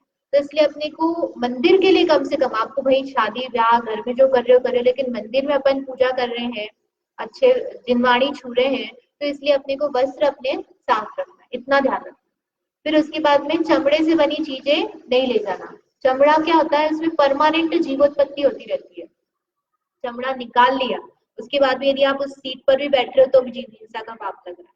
और अनंतानंत, जैसे अपन बोलते हैं ना कोई व्यक्ति मर गया तो उसके बाद में अनंत अनंत गुणे इसमें जीव उत्पन्न होने लग जाते हैं, तो जो चमड़ा भी उसी का भाग है, इसलिए चमड़े में बहुत दोष लगता है, अशुद्ध भी है ना। चमड़ा आप हाथ लगाओगे क्या के मतलब वो जैसे चूहा मर गया तो अपने को फेंकना होता है तो अपन फिर फेंक कर नहाते नहाते कि नहीं, तो जैसे चमड़ा अशुद्ध है कि नहीं है, तो इसलिए चमड़े की वस्तुएं अपने को डेली में भी प्रयोग नहीं करना, करते नहीं होंगे वैसे तो, लेकिन यदि कोई कर रहा है तो वो मंदिर में तो कम से कम नहीं जाना। एक गाड़ी भी आप कार वगैरह भी खरीदो तो उसका ध्यान रखना कि वो जो उसकी सीट है वो लेदर वाली नहीं है। फिर काले कपड़े पहनकर नहीं जाना, सामान्य से काला जो रंग है वो अ, अच्छा नहीं माना जाता है, अशुभ परिणाम मलिन होते हैं, इसलिए जो हल्के रंग के वस्त्र हैं आप वैसे पहन के जाएं, और मेले फटे हुए वस्त्र पहनकर नहीं जाना। मेले मतलब गंदे, अपने को देख कर लग रहा है गंदे कपड़े, ऐसे धुले हुए वस्त्र पहन के जाना। और फटे हुए में कौन से फटे हुए, फैशन वाले फटे हुए भी आ जाएंगे आप, तो ये कटे फटे जीन्स हो गई, यहाँ से फटे यहाँ से फटे, ऐसे कपड़े मंदिर में नहीं अच्छे लगते। आपको बाहर पहनना जो करना हो करो, लेकिन मंदिर में जो है अपने को मर्यादा से व्यवस्थित कपड़े पहनकर जाना, किसी के परिणाम खराब नहीं हो अपने को देख करके। कोई भगवान को देखते देखते अपने को देखने लग जाए, ऐसे ऐसे तैयार होके नहीं जाना अपने को, है ना, किसी के परिणाम खराब होने में अपन निमित्त बने, वो भले ही उसके परिणाम जाने, अपन अच्छे परिणाम से जान रहे, लेकिन ऐसे परिणाम ऐसे तैयार होके नहीं जाना कि 10 लोग पूजा करते करते छोड़कर अपने को देखने लग जाए। आप पूजा भी नहीं कर पाओगे अगर 10 लोग आपको देखने लग जाएंगे तो आप सोचो कि आपको 10 लोग देख रहे हैं, अब आप दर्शन करने में आपके परिणाम लगेंगे क्या?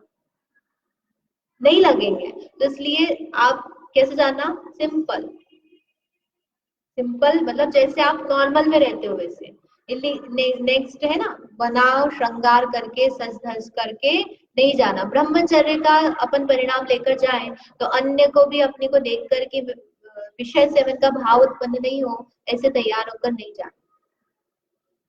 कोई शादी होकर के जस्ट बहू ही आई है उसकी बात अलग है ना, उसको तो आप लेकर ही आ रहे हो वहां से, लेकिन विशेष रूप से पर्व इत्यादि के दिन में अपन विशेष तैयार होते हैं, जबकि तब क्या होता है, तब अपने परिणाम और अच्छे लगाने चाहिए। आप ज्यादा तैयार होके आ जाओगे तो अपने खुद के ही परिणाम नहीं लगते।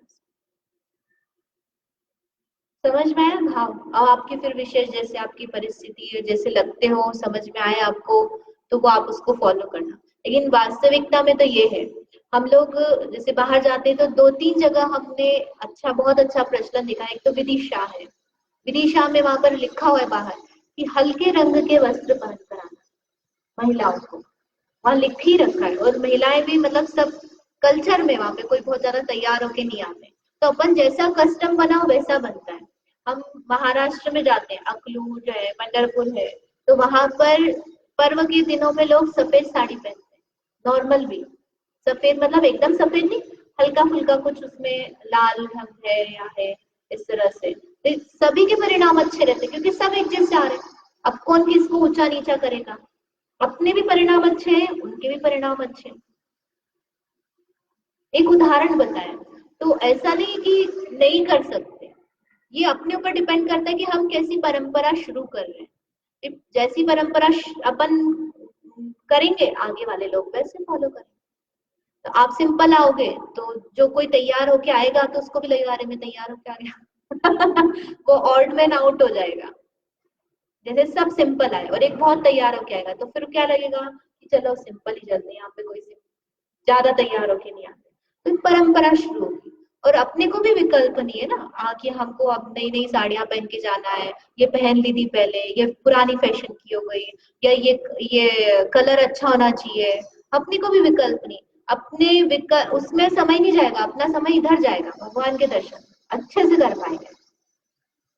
तो कैसे नहीं जाना, समझ में आया? तो बच्चों को भी, यदि आप बच्चियां हैं बच्चे हैं उनको कपड़े पहना रहे हो तो अच्छे कपड़े पहना, जो उनको फैशन की हो, लेकिन मंदिर में अच्छे कपड़े पहना करके लाना। फिर और क्या नहीं करना, तो इधर उधर नहीं देखना। एक छोटे बच्चों को बताते हैं हम, बच्चे क्या करते हैं, ऐसे करके इधर उधर करते हैं, भागने लग जाते हैं, तो उनको समझाना पड़ता है इधर उधर नहीं देखना। तो हम किसी अन्य महिला पुरुष को नहीं देखें, भगवान को देखने में अपने परिणाम लगाए।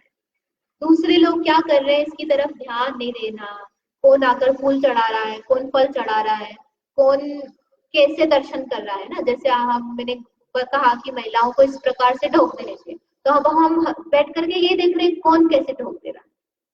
तो आप दर्शन करोगे कि क्या करोगे? आप दर्शन थोड़ी कर पाओगे आप, क्योंकि आप तो लोगों को देख रहे हो।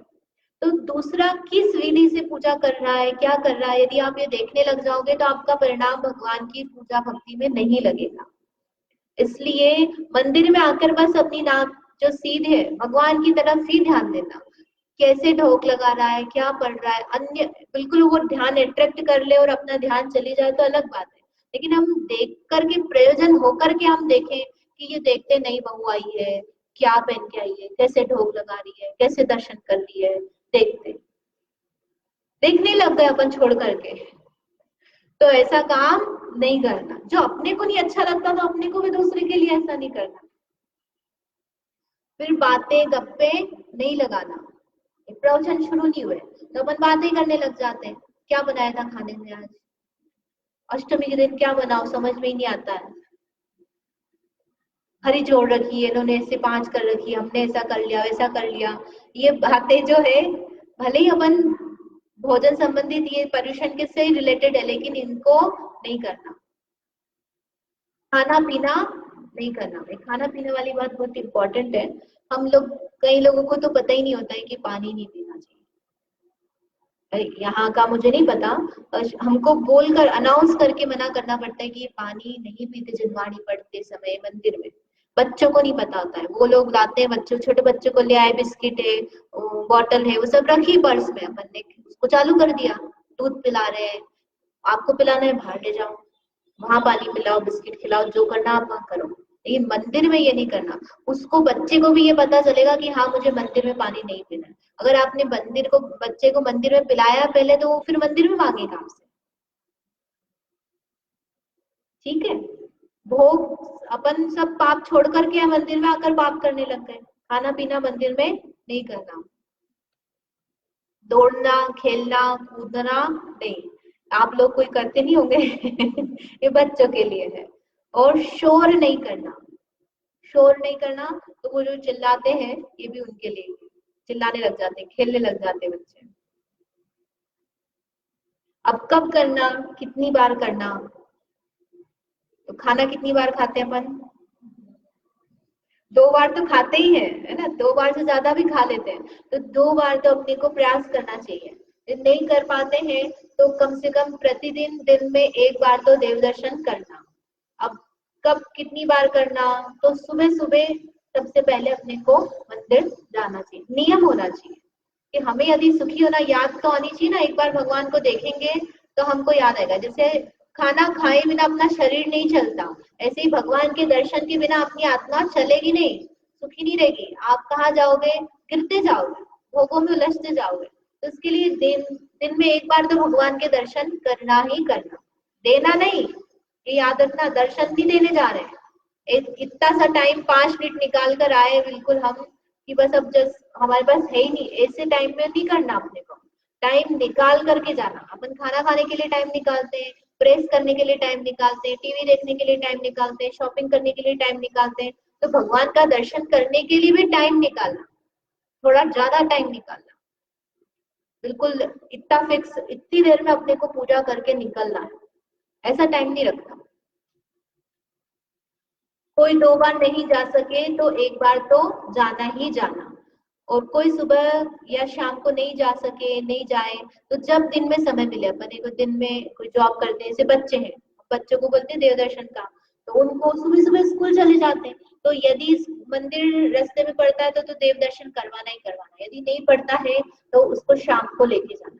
वो खुद से नहीं जाता है तो अपन ट्यूशन भेजते हैं कि नहीं बच्चे को, तो वैसे ही अपनी जिम्मेदारी कि हम उसको दिन में 1 बार देव दर्शन कराएं। छोटा है जब तक, उसको आदत पड़ेगी, फिर बड़ा है तो आप बोल दो। लेकिन हमारी जिम्मेदारी है कि यदि हम उसको स्कूल भेज रहे हैं तो दिन में 1 बार मंदिर हम उसको भेजेंगे। खुद भी जाना और उसको भी ले जाना, ये दोनों चीजें। ठीक है। और जब तक हम जैसे उज्जैन में हो तब तक तो डेली कर सकते हैं। उज्जैन में इतनी ज्यादा दूर दूर मंदिर नहीं है, तो जो आपके पास में अपने को वो मंदिर में दर्शन प्रतिदिन करना ही करना। अब कितनी देर तक करना, कितनी देर करना, 1 मिनट, 5 मिनट, आधा घंटा, जब तक भूख नहीं लगे, जब तक, कब तक करना, जब तक भाव लगे। तो भाव तो लगते ही नहीं अपने, लगा के देखो आप जाल भाव, लगेंगे ही नहीं। कि जब तक भाव नहीं लगे, भाव लगाने पड़ेंगे हमको, खड़े रहो वहां से, खिसकना ही नहीं अपने को, जब तक हमारे मन में भगवान के प्रति कोई गुण नहीं आ जाए उनको नमस्कार करने के लिए। कोई सा भी एक गुण, 1008 नाम है, 1008 नाम नहीं, गुण याद कर लो, कैसे है भगवान, कैसे सुखी है, कैसे अच्छे हैं, क्या विशेषता है, कोई सी एक उनकी याद आ जाए, तब तक अपन वहां टिके रहो। ठीक है, समझ में आया? तो ऐसा नहीं है हमारा कि इतनी देर तक करना है, आप ज्यादा देर भी कर सकते हो, हमें 1 मिनट ही करना है। इतनी सारी प्रतिमाएं, तो हमने सबको प्रतिमा को 1-1 मिनट दे रखा है, 1 मिनट यहाँ खड़े रहेंगे, 1 मिनट यहाँ खड़े रहेंगे, जहां आपके परिणाम लग जाए वहां आप बैठ जाओ। हमारा मूल उद्देश्य तो अपने परिणाम से भगवान की स्तुति करना है। जिस प्रतिमा के सामने आपके परिणाम लग रहे हैं वहां खड़े हो जाओ, जिसकी पूजा में, जिसकी वंदना में आपकी भाव लगते हैं वो करो। क्रिया मात्र जो है वो फॉलो करना ऐसा नहीं है अपने को, हमें परिणाम लगाना ये उद्देश्य होना चाहिए, उनके प्रति भक्ति आना ये उद्देश्य होना चाहिए, हमारे परिणाम अच्छे होना उस भक्ति से ये उद्देश्य होना चाहिए। अगर अपने परिणाम अच्छे नहीं हो रहे तो अपने दर्शन का प्रयोजन नहीं रहा। थोड़ी शांति तो होनी चाहिए ना अपने को, कब आएगी, जब हम विचार करेंगे शांति से तब आएगी। ठीक है, अब क्या लाभ है ये आप बताओ, बिना देखे ना, आप लोग के नोट्स बंद कर दो। क्या लाभ है, देव दर्शन करना चाहिए कि नहीं करना चाहिए, क्या कुछ अच्छा लगता है क्या अपने को, मन में शांति आती है, सबसे पहले तो ये पुण्य का बंद होता है, इन्होंने बिजनेस पर बता दिया कि भैया पुण्य का बंद होता है, और पापों से दूर होते हैं। जितनी दिन भर तो हम घर में लगे हुए कुछ ना कुछ पाप करते ही रहते हैं, तो जितनी देर हम मंदिर में कम से कम 5 पाप कषाय ये सब नहीं कर रहे, तो उतनी देर हमारे पाप दूर होते हैं, परिणाम अच्छे होते हैं, कषाय बंद होती है, हम कुछ समय अपने लिए काम कर रहे हैं। ऐसा अपने हमारे लिए ना, दिन भर हम घर में काम किसके लिए कर रहे होते हैं, अन्य के लिए कर रहे हैं। खाना भी बना रहे हैं तो हम मोस्टली खाना आप देखोगे आपकी चॉइस का नहीं होता है, बच्चे की, मम्मी पापा, पति, है ना, सबकी चॉइस का बनता है, तो उसमें कुछ ना कुछ चॉइस आपकी मिल जाती है। तो बेसिकली हमारे सारे काम जो चल रहे हैं घर में वो अन्य के लिए चल रहे हैं, लेकिन मंदिर में जो काम करते हैं वो हम भगवान के लिए, अपने लिए कर रहे हैं, भगवान के लिए नहीं कर रहे हैं। ये काम देव दर्शन भी जो है वो भगवान को के लिए नहीं है, हमारे स्वयं के लिए। तो क्या लाभ है, एक तो भगवान की याद आती है, तो भगवान की याद आएगी तो वो सुखी है, उनके जैसे मुझे बनना है, ये हमारे मन में विचार चलेगा, उनके जैसे बनने की भावना जाता है। और एक उपवास का फल लगता है, हम उपवास नहीं कर पाते तो मंदिर चले जाए ये आगम में आया है कि इतना पुण्य लगता है, एक उपवास का फल लगता है देव दर्शन से, और आत्मा में शांति होती है, अच्छा लगता है, आप करके देखो। तीर्थ यात्रा करी होगी आप लोगों ने सभी ने, तो सम्मेशिखर जी में जैसे गए, पार्श्वनाथ भगवान की डोक पे जाके थोड़ी देर बैठते हो, कैसा लगता है, अच्छा लगता है। कुंडलपुर गए, कहीं भी जहां भी, जैसे नई मंदिर अपन गए और वहां पर चल करके आए, तो अपन थोड़ी देर बैठते हैं तो कितना अच्छा लगता है, फिर थोड़ी देर अपन बैठकर भगवान को देखते रहते हैं, शांति लगती है। तो वो शांति है, आकुलता नहीं है, कोई कषाय भाव नहीं है, पाप का परिणाम नहीं, इसलिए शांति प्रकट होती है। क्योंकि भगवान भी कषाय से रहित है तो उनको देख करके हमें कषाय नहीं होती, इसलिए शांति प्रकट करनी हो तो मंदिर आ जाओ।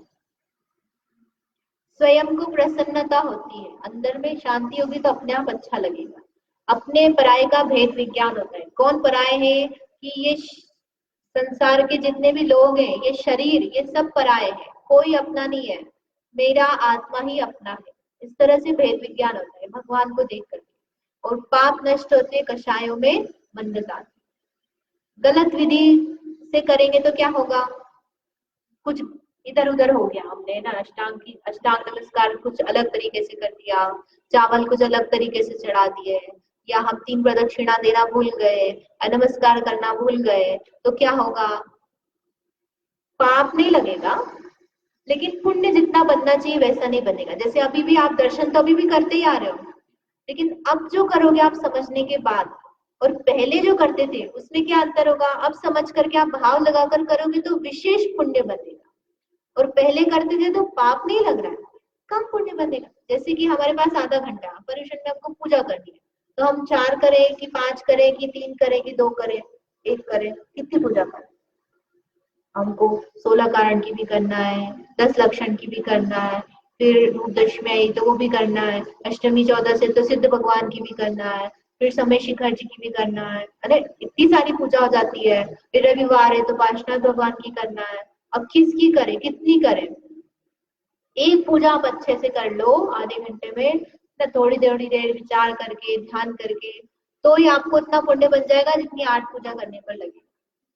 क्योंकि पूजा यानी क्या? भक्ति करना, बोलना नहीं है। आप बोल रहे हो जल्दी जल्दी जल्दी, हमको क्या बोल रहे हैं ये भी नहीं समझ में आ रहा, तो भक्ति कहाँ हुई? समझ में ही नहीं आ रहा ना अपने को क्या बोल रहे हैं अपन, फॉर्मेलिटी चल रही है वो, तो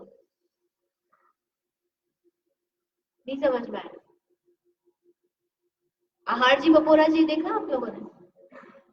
जिन लोगों ने देखा हो तो, नहीं देखा हो तो सोनागिरी। शुरू शुरू में हम दर्शन करते तो बहुत अच्छे से दर्शन करते, एक एक मंदिर में एक एक अर्घ बोल करके ढोक देंगे और पूरा नमस्कार करेंगे।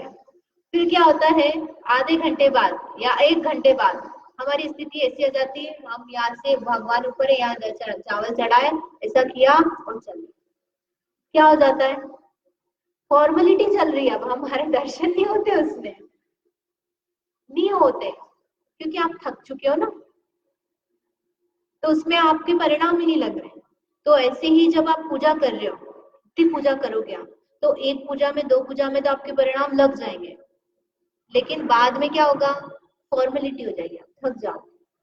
तो इसका मतलब ये नहीं बोल रहे आप मत करो, आपका यदि उपवास है तो आप करो, कम से कम आप पूजा में तो लगे हुए हैं। लेकिन यदि आप पर्टिकुलर थोड़े से टाइम के लिए आप पूजा करनी है और आपको अच्छे से करनी है, तो उतने समय में जितनी हो उतना ही करना, ये क्वांटिटी का लालच नहीं रखना कि हमको इतनी क्वांटिटी वाली है, 4 करनी है, 5 करनी है, डेली में तो हम 2 करते तो अभी तो हम 4 करें ही सही। तो आप टाइम भी निकालो, आप 1 घंटा निकालो, कौन घंटा निकालो, अच्छे से करो, तो आनंद आएगा, तो पूजा का फल मिलेगा, नहीं तो कोई प्रयोजन ही नहीं है। समझ में आया? तो दर्शन करने में कोई ऊपर नीचे हो जाए तो कोई उसे पाप नहीं लग रहा है, लेकिन जैसा अपन को पुण्य लगना चाहिए वैसा लग नहीं पाएगा, इतनी मात्र भावना। तो अच्छे भावों से अपने को देव दर्शन करना, किस तरह से दर्शन करना, तो उसका एक प्रयोजन है। प्रथम अरहंत भगवान के दर्शन करना, अरहंत भगवान को देखना, है ना, कैसे है वो, कैसी मुद्रा है, शांत है, किसी प्रकार का राग का द्वेष का भाव नहीं है, या कोई क्लेश नहीं है उनको, किसी प्रकार का बोझा नहीं है, और उनके दर्शन करके प्रतिमा के साथ विराजमान अरहंत प्रभु की आत्मा के दर्शन करना। हम जनरली क्या देखते हैं, व्हाइट कलर की प्रतिमा है, पिंक कलर की है, काले रंग की है, मार्बल की है, वियतनाम पत्थर की है ना, अलग अलग है, या फिर महावीर भगवान की प्रतिमा है, पार्श्वनाथ भगवान की है, फन वाली है, इसका फन ऐसे है। हम जो दर्शन करते हैं हमारा लक्ष्य किस पर रहता है? प्रतिमा की बनावट पर रहता है ज्यादा से ज्यादा, लेकिन उस प्रतिमा के माध्यम से हमको किसके दर्शन करना है? भगवान के। जैसे समशरण है, इसको इम्पोर्टेंट है, ये ध्यान से सुनना, इस समशरण है, समशरण में हम जाकर के किसको नमस्कार करेंगे? वहां पूज्य कौन है? अरहंत भगवान। तो अरहंत भगवान का शरीर पूज्य है कि उनकी आत्मा पूज्य है? सुखी कौन है? उनकी आत्मा, है ना। गुण किसको प्रकट हुए? उनकी आत्मा को प्रकट हुए। तो ऐसे ही मंदिर जी में जो प्रतिमा है ये अरहंत भगवान का प्रतीक है, तो ये प्रतिमा में जो उनकी आत्मा विराजमान है उसके माध्यम से वो जो आत्मा है उसके दर्शन करना है। अभी तक हमने किसके दर्शन किए हैं? प्रतिमा के।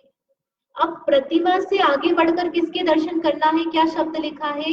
अरहंत प्रभु की आत्मा के दर्शन करना। अब वो आत्मा के दर्शन कैसे करोगे, आत्मा तो दिखती नहीं है। तो अरहंत भगवान के गुण याद करना, कैसे हैं, केवल ज्ञान वाले हैं, केवल दर्शन वाले हैं, सुख वाले हैं, वीर वाले हैं, वीतरागी है ना? जो जो गुण याद आए जो आत्मा में होंगे शरीर में नहीं, उन गुणों का ध्यान करना। फिर उस आत्मा के दर्शन से फिर क्या करना, अपनी आत्मा के दर्शन करना।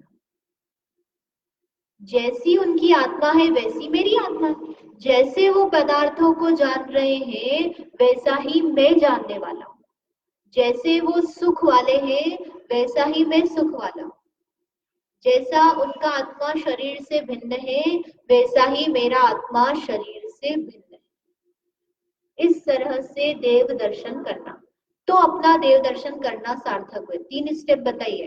पहले तो प्रतिमा जो बाहर में दिख रही है उसके दर्शन करना। उस प्रतिमा, वो प्रतिमा जिसका प्रतीक है, भगवान का, आत्मा का प्रतीक है, उस आत्मा के दर्शन करना। उस आत्मा से फिर मेरी आत्मा कैसी है उसका दर्शन। समझ में आया? क्या करना है वास्तव में, अपने दर्शन करना। तो देव दर्शन के प्रयोजन से अपनी आत्मा के दर्शन करना। और जब तक नहीं हो, आप बैठो 2-4 मिनट ध्यान करते रहो, देखते रहो भगवान को। जब तक नहीं देखे, एक प्रतिमा के सामने तो आप करने का प्रयास करो। सभी के सामने नहीं कर पाओ तो जहां अपने परिणाम लगते वहां आप खड़े हो जाओ। और जिसमें पूजा से लगे, है ना, स्तुति से लगे, बिना स्तुति के मात्र विचार करने से लगे, जैसा अपना उसमें लगे वैसा एक्सपेरिमेंट, ये आपको प्रैक्टिकल करने का प्रयास करना। शुरू शुरू में आपको थोड़ा सा टाइम लगेगा, क्या क्या करना, कितनी सारी चीजें बताई है। तो पहले आप विधि सीख लो यदि आपको विधि नहीं आती है। तो जो जो अपन ने स्टेप्स बताई ना, मंदिर में इंटर होने से लेकर के स्वाध्याय तक की, तो वो सारी स्टेप आप पहले वो सीख लो। फिर उसमें इस स्टेप में क्या क्या करना है, फिर आपको उसको प्रैक्टिकल बाद में करो यदि आपको नहीं आती है। और यदि अपन पहले से ये सारी चीजें कर रहे हैं तो क्या करना है, अब हम जब भगवान के दर्शन कर रहे हैं तो क्या करना, ये हमको ध्यान रखना चाहिए। ठीक, कुछ प्रश्न? शाम को घंटा इसलिए बजाते हैं, तो वो जीव हिंसा होती है, वो जो ध्वनि है, तो जैसे पटाखे वगैरह फूटते हैं ना, तो सूक्ष्म जीव जो होते हैं उसमें उनके पटाखे की ध्वनि से जीव मरते हैं। तो ऐसे वो है। और दूसरा क्या है कि जो देव है वो रात को नहीं आते हैं सामान्य से। दिन में बजा सकते हो ना, दिन में थोड़ी मना किया है, रात्रि का मना किया सामान्य से। हाँ, पर रात में ज्यादा सूक्ष्म जीव जाते हैं, सूर्य की रोशनी नहीं रहती है, तो जो सूक्ष्म जीव है वो उत्पन्न होते हैं। जैसे बोलते हैं ना अपन, द्रव्य तो अपन सामान्य से जो पूजा पूजा भी नहीं करते ना, रात्रि पूजा निषेध है, तो इसलिए रात्रि में द्रव्य भी नहीं चढ़ाते। जो चढ़ाने का काम है वो सुबह हो गया, वो सफाई भी हो जाती है उसमें, सब चीज प्रैक्टिकल जो चीज है। शाम में भी यही करोगे आप, जो है इंटर होगे स्तुति। हाँ, परिक्रमा मत दो, आपको खड़े होकर स्तुति बोल दो ना, उसमें कोई बाधा नहीं हो। तो जीव हिंसा के कारण से अपन प्रदक्षिणा नहीं देते हैं, बाकी सामान्य से तो कर ही सकते हैं। इसमें एक प्रश्न आया नहीं है आई थिंक, 3 प्रदक्षिणा वाला नहीं आया ना, कि 3 क्यों देते हैं? नोट्स में है क्या, पिछली बार किसमें?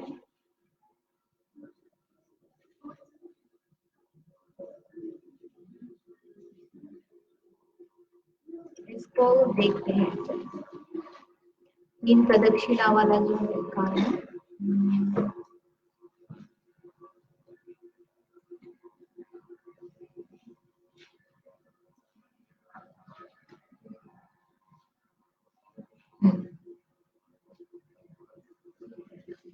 3 क्यों देते हैं? फिर 3 2 भी दे सकते हो, 1 भी दे सकते हो, 4 भी दे सकते हो, 5 भी दे सकते हो, कितनी भी देना। 3 क्यों देते हैं?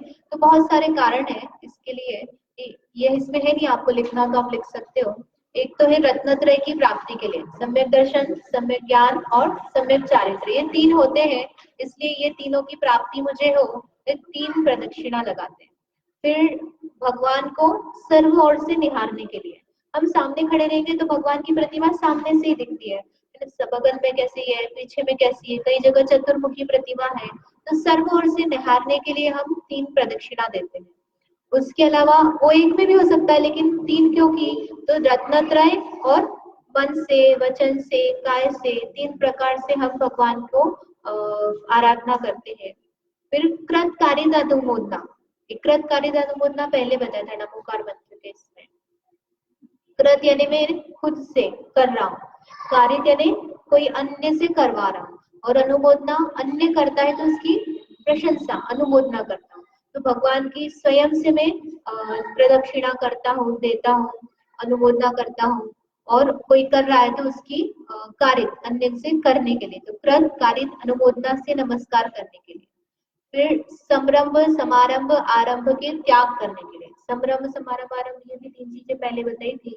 संरंभ यानी प्लानिंग, ये तीनों चीजें हिंसा की प्रतीक है। आरंभ बोलते ना आलोचना पाठ में, समारंभ, समारंभ, कीनो, मन, वचन, ये सब है। तो उसमें हिंसा किस प्रकार से करते हैं? पहले हम प्लानिंग करते हैं कि ये किसी को भोजन पे बुलाया हमने, तो भोजन पे बुलाया, संडे को बुलाएंगे तो हम प्लानिंग करते हैं, संडे को बुला लेते हैं, छोले भटूरे बना लेंगे, ये चीज बनाएंगे, तो हम प्लानिंग कर रहे हैं, वो क्या हो गया? संभ्रम। फिर हमने सामग्री जुटाई, हम छोले खरीद के लाए, इमली खरीद के लाए, जो भी सामान चाहिए था वो लेके आए, वो क्या हो गया? समारंभ, सामग्री जुटा ले। और आरंभ क्या हो गया? जिस दिन बनाए उसमें जो हिंसा इत्यादि हो गई, वो सब क्या हो गया? आरंभ। जैसे किसी व्यक्ति ने किसी का मर्डर करने का प्लान किया, इसको मैं मारूंगा, तो वो क्या हो गया? संभ्रम। फिर वो बंदूक, गोली, हथियार जो खरीद कर लाया, वो क्या हो गया? समारंभ। और फिर उसने मर्डर कर दिया, हिंसा कर दी, वो क्या हो गया? आरंभ। तो इस तरह से इन तीनों प्रकार का त्याग करने के लिए 3 प्रदक्षिणा। संभ्रम से नहीं करता हूँ, समारंभ नहीं करता हूँ, और आरंभ नहीं। फिर बहुमान का प्रतीक है। ये 3 जो है, संस्कृत में एक वचन, द्विवचन और बहुवचन होता है। तो एक वचन यानी सिंगल किया, एक ही बार दिया। दो वचन यानी 2 बार हो गया, 2 लोग। और बहुवचन यानी मल्टीपल टाइम्स। तो 3 जो है वो मल्टीपल का प्रतीक है, यानी मैंने भगवान को अनंत प्रदक्षिणा दे दी। एक दोगे तो एक ही बार दी, 2 दोगे तो 2 बार दी, लेकिन 3 दी, यानी 3 की कोई गिनती नहीं है, बहुत बार मैंने दे दी, बहुत सारी बार। 3 लोग कितने हो गए? बहुत हो गए। मल्टीपल के लिए अनंतता का सूचक होने के कारण से 3 बार प्रदक्षिणा देते हैं। कारण समझ में आए? क्या क्या बताए? एक सामान्य से है रत्नत्रय, और बहु बहुमान का, बहुमान यानी बहुवचन, अनंतता का प्रतीक होने के कारण से हम 3 प्रदक्षिणा देते हैं। और बाकी सब जो है उस सामान्य से उसके और कारण बताए। लिख लिया आप लोगों ने? तो जिसके पास नहीं हो तो मैसेज कर देना, या तो आप फोटो खींच के व्हाट्सएप कर देना, इसमें नोट्स में नहीं आ पाए हैं। अब कुछ प्रश्न है, इस प्रकार से अपना देव दर्शन वाला पाठ पूरा हुआ, और आपके लिए होमवर्क दिया है, वो पिछली बार का था, अब इस बार का दे दे। और एक पाठ और बचा है आपका, जीव अजीब पाठ वाला, वो उसके बाद में आपकी एग्जाम होगी। क्या होगी? एग्जाम। तो पूरे हो गए ना पाठ, तो इसलिए वो ये होमवर्क हो गया, मैं अलग से कुछ होमवर्क नहीं दे। जब जैसे जीव अजीब वाला पाठ पूरा होगा, उसके बाद जब आप बोलोगे तो मैं पेपर भेज दूंगी, आप लोग एग्जाम दे देना।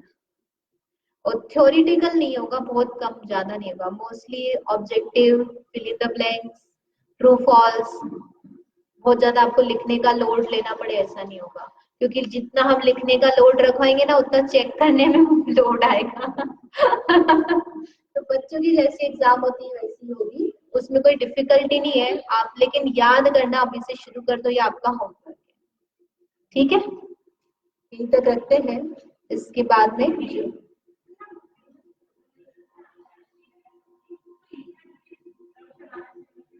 नहीं, प्रतिमा प्रतिमा होती तो अलग बात होती, तो जो फोटो होता है ना, वो पूजनीय नहीं होता है, वो बस निहारने का। अपने घर में भी फोटो है तो अपन दर्शन करते हैं क्या? चावल चढ़ाते हैं क्या? तो फोटो यदि आप उसको विनय का वो मानने लग जाओगे, तब तो आप अपने घर में फोटो ही नहीं रख सकते, क्योंकि आप छुट्टी से होते तो घर में ही रहते हो। फिर आप छुट्टी होती तो घर सामने जाते हो क्या? भगवान के जिनवाड़े के सामने? तो वो तो फिर वो मतलब फोटो बस फोटो ही है, उसमें आप वो जो पूजना है, जैसे दीपावली वगैरह पे करते हैं ना तो भगवान की फोटो रख देते हैं, तो भगवान की फोटो की पूजा नहीं होती है, जिनवाणी की पूजा होती है, तो फोटो तो बस रखा हुआ है। और कुछ प्रश्न? ठीक है ना बुआ जी?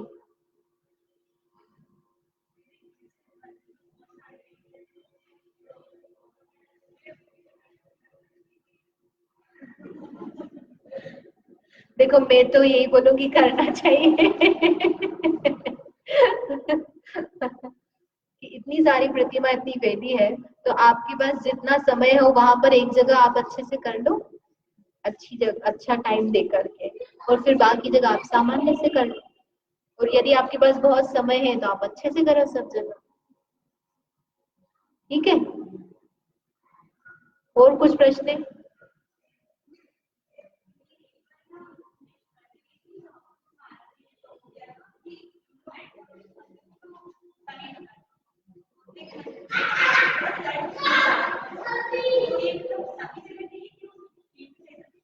नहीं नहीं, सभी जगह ले।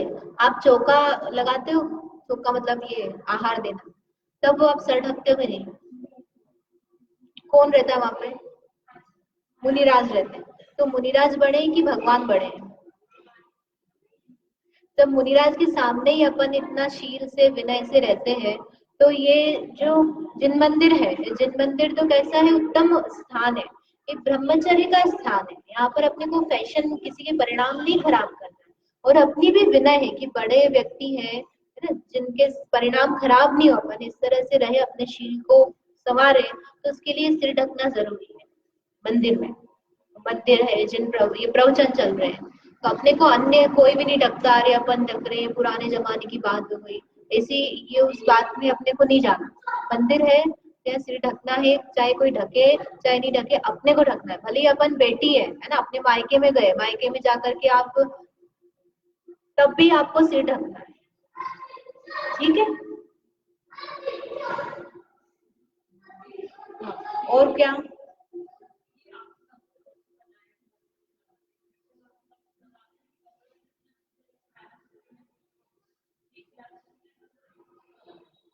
नहीं, किसने कहा सभी जगह लगाया था? इसको अपन अलग से बात कर लेते हैं इसकी, इस सामान्य से, लेकिन विशेष परिस्थिति है वो हो सकता है, लेकिन सामान्य से तो अपने को जो उत्तम अंग है, जो जहाँ पर कोई मल नहीं है, ऐसी उत्तम जगह बेस्ट स्थान पर लगाना चाहिए, तो अपने बॉडी बॉडी पार्ट्स में जो है।